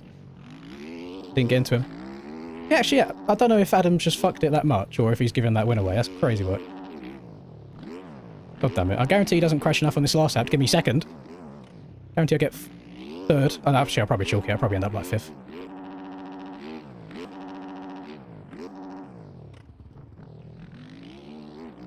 Yeah, I made a hell of a lot of mistakes by myself in this. But I have thoroughly enjoyed the few little mini battles that I've got into in this race. I love the freedom that you have just to move around the track and take different lines if you want to. And it's very, very techy trying to downside these rhythms properly.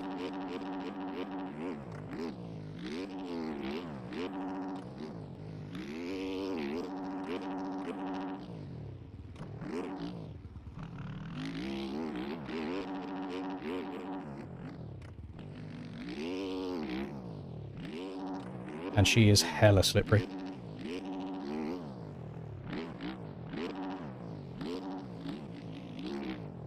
Who would have thought that slowing the bikes down would lead to better racing? Oh, I did. I did. It's almost like the last couple of years. We keep making the bikes and the tracks bigger and faster and it's shit.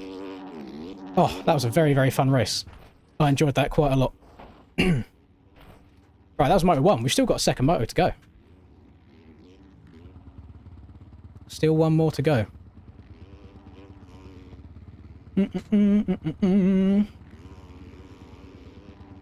Adam got stuck on the bridge. Oh. It's a little bit dangerous, actually, that we can ride over there, because there's still people racing.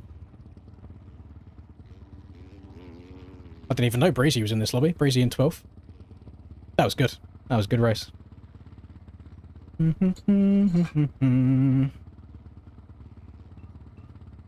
That is one of 2. I feel like I've just experienced an entire main event there.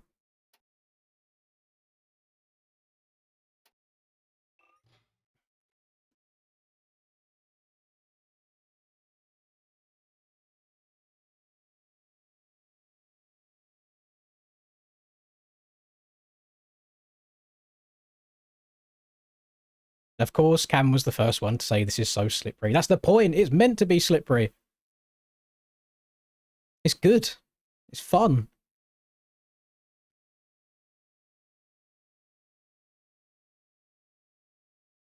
And then Neon as well.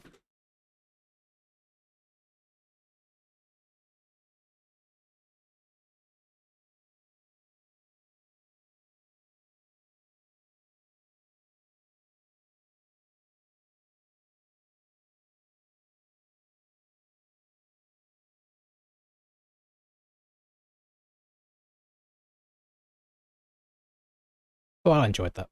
I know we're not going to make everybody happy, but I'm so surprised seeing people just straight away say that he's arse, because that was one of the most fun races I've had in a while. Yeah, I tried staying too low over that quad cam and just absolutely cased the shit out of it, and yeah, over the bars.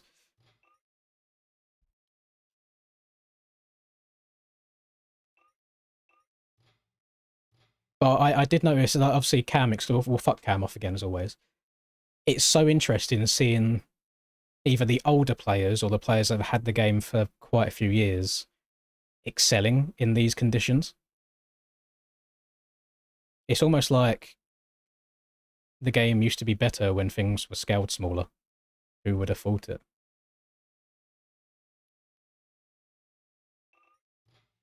But it's a different kind of difficult. So if you was to just compare the individual rhythms to other tracks, it's not difficult in regards to you have to hit this corner like absolutely perfect. It's difficult that you have to get your timing right, especially here. Like if stepping over to this table and then stepping over this table and downsiding both of them tables nice, I would say is equally as hard as trying to rail the piss out of the corner and quad into a rhythm section.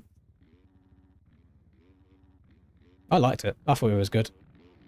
And then I don't understand the people complaining about the slipperiness. It's like, just half throttle it, change up a gear, cut down in a corner. It's like, so there was a few times I cut down here to go through the whoops out of the erode rather than just going through it in the erode, you know?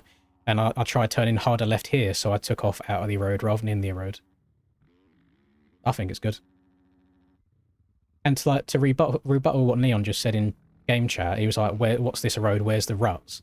It's like, if you was on this scale, and if you was just to then get a really deep rut, you wouldn't be able to go anywhere else. You'd just be locked into that rut. Whereas here, now you can kind of square it off, cut back underneath, and you can move wherever you want. Like, that little half a lap that me and Cam had, cutting underneath each other, was just so fun, and it was enjoyable. Whereas I think if we was locked into ruts there, I think it would have just been following a leader. Okay, Rux, thank you. Crowlo just said he's had fun as well. It's nice. I did say, I said at the start of the stream it was going to be a bit divisive, but it's nice seeing different people near the top and other people having a chance. And again, even if you ignore all of the slippery stuff and the erode and the scaling, just the format of the event, like letting everybody, no matter what skill level they are, have a main event to race in, I think it's good. Cam, did you see the conversation that me and Cole had after that race? Because of what he did to me.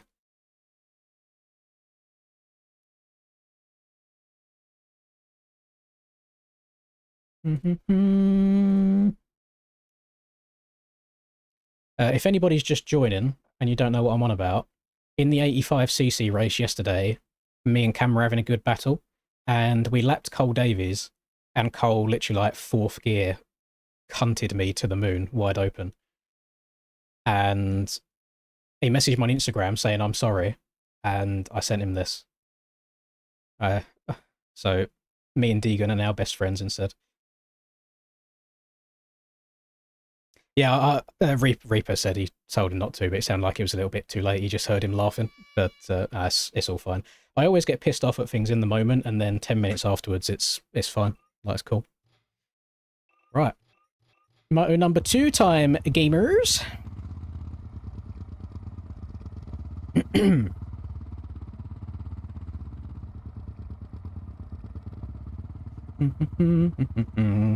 Right, moto number 2. I mean, whilst it would have been nice to get second or maybe first in that moto with how I was that race, can't be unhappy with a third. Can't be unhappy at all. Especially when you take into account like the commentating and stuff in between, and when I could have just been sat grinding the track instead. So, race number 2, another 15 minutes plus 1. Let's see how she goes.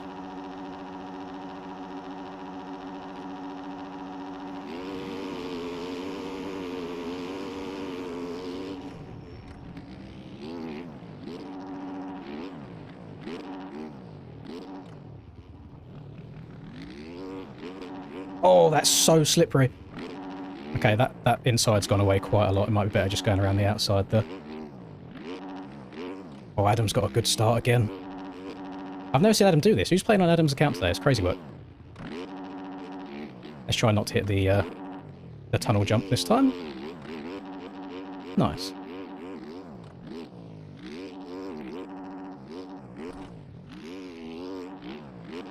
See, I think I can still get that triple in. Just depends on how I land into the corner.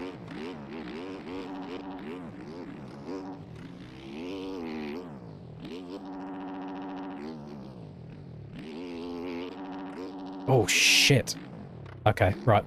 So the slipperiness, it's not just like back wheel spin, it pushes your front wheel further out as well, so I didn't turn as tight there as I expected to. God, you gotta be so careful. Oh, why am I in 4th gear? I don't think I'm gonna get it. Oh!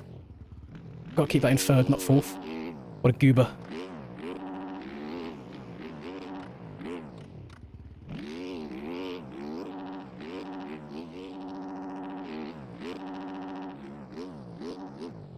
Try it one more time. Yeah, just gotta be gentle. Gotta be gentle with it. Ah, I'm just making too many mistakes. Should still get the triple out though. Yep. Oh, Neon's on a KTM. No wonder Neon's sliding all over the place. He's on a KTM. That's the reason I went on the Yamaha today, just for that smoother power delivery. I like the KTM in ruts, but yeah, not for this.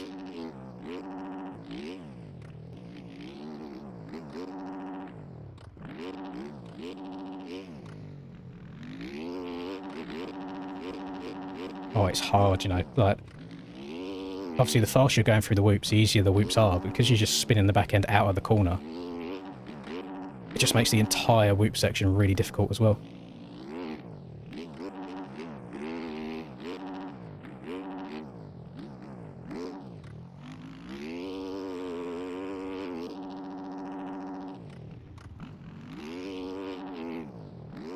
The wild packs that I see in P2. What's going on today, gamers? All of the unks in MX bike shares, not necessarily age. All of the unks doing well. And then plus Cam. Cam's just good at everything.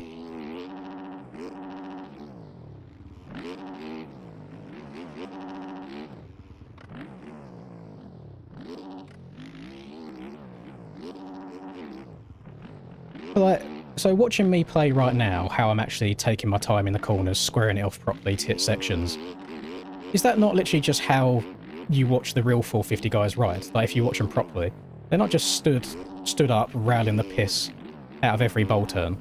Like, some of them they can get away with it when there's a good rut, but especially in 90s and stuff before sets of whoops, they really like take their time, check up, shift up the gears the right amount.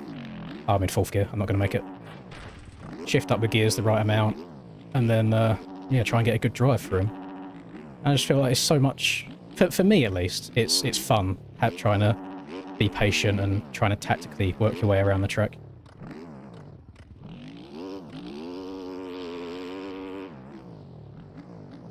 Sorry, it's different strokes for different blokes, but I enjoy it.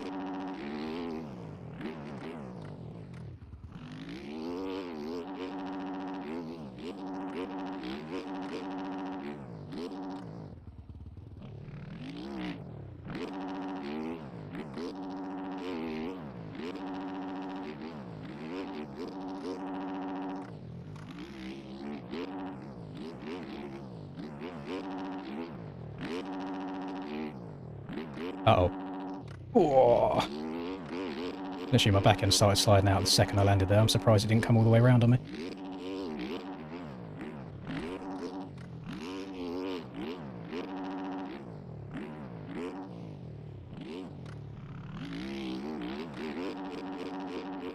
Cam's in second again, barking already. God damn it. Why can't he just let me have something? Just one win, one moto is all I want. Please.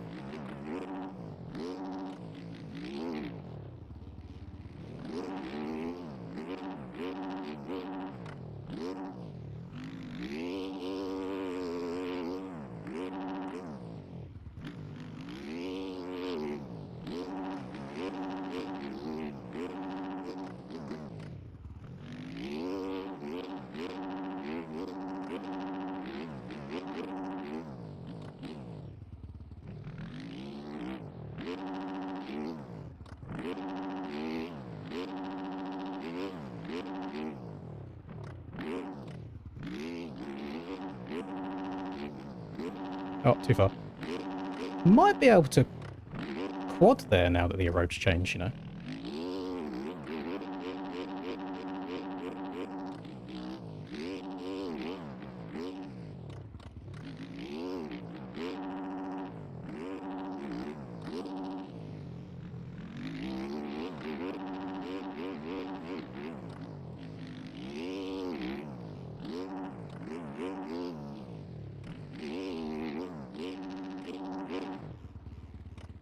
Did not expect to overjump, but...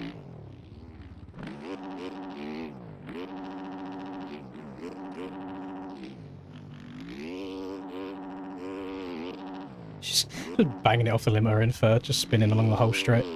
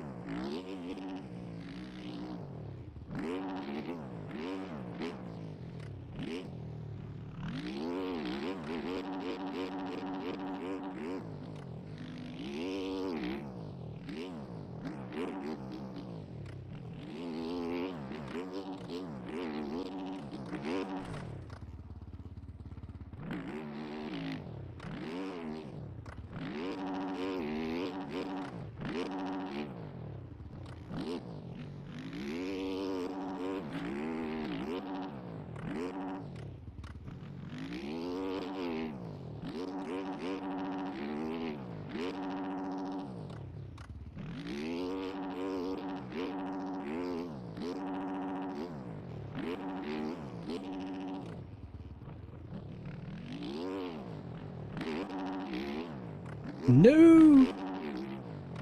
Oh, not good. Not good. Can't get any speed going. I'm spinning off the top of everything. I was riding so good. Last half a lap, I've cucked it.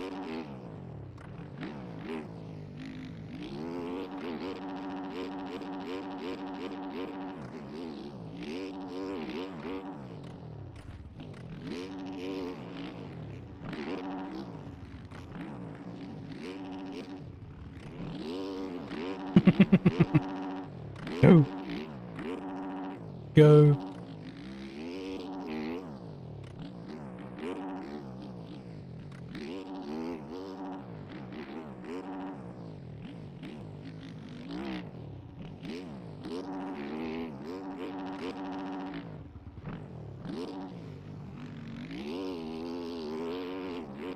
Oh shit. Oh, stop. Oh my god, that was close. I overjumped the shit out of that.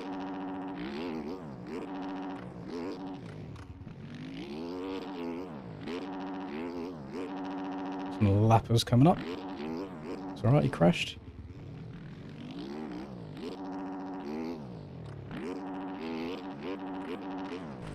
I went nowhere off that jump, holy.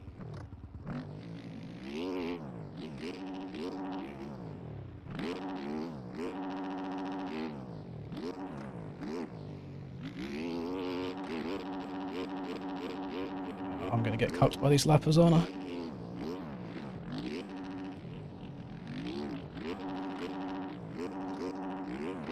Oh, fuck's sake. Yeah, thought I would. Fucking pull forward, you sat sideways across the whole berm. Oh my goodness.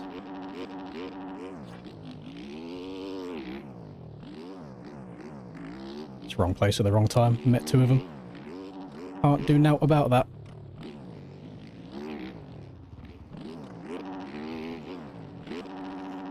It's just where the track's slippery. I wanted to drift out wide, and that's exactly where Crollo was, so I tried holding it tighter and I just weren't used to the line. So I fucked it.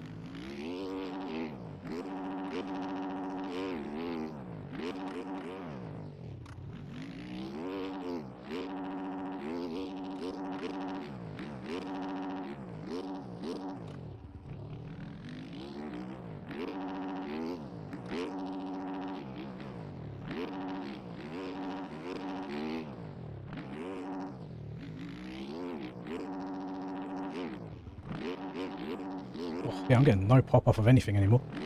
That back end is spinning.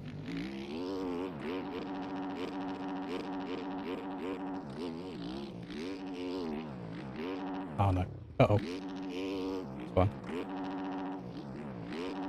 Looks like a lot of people have done what I've done there, where you kind of jump into the bells. It's not even intentional at this point, it's just where I can't stop in time. Oh, shit.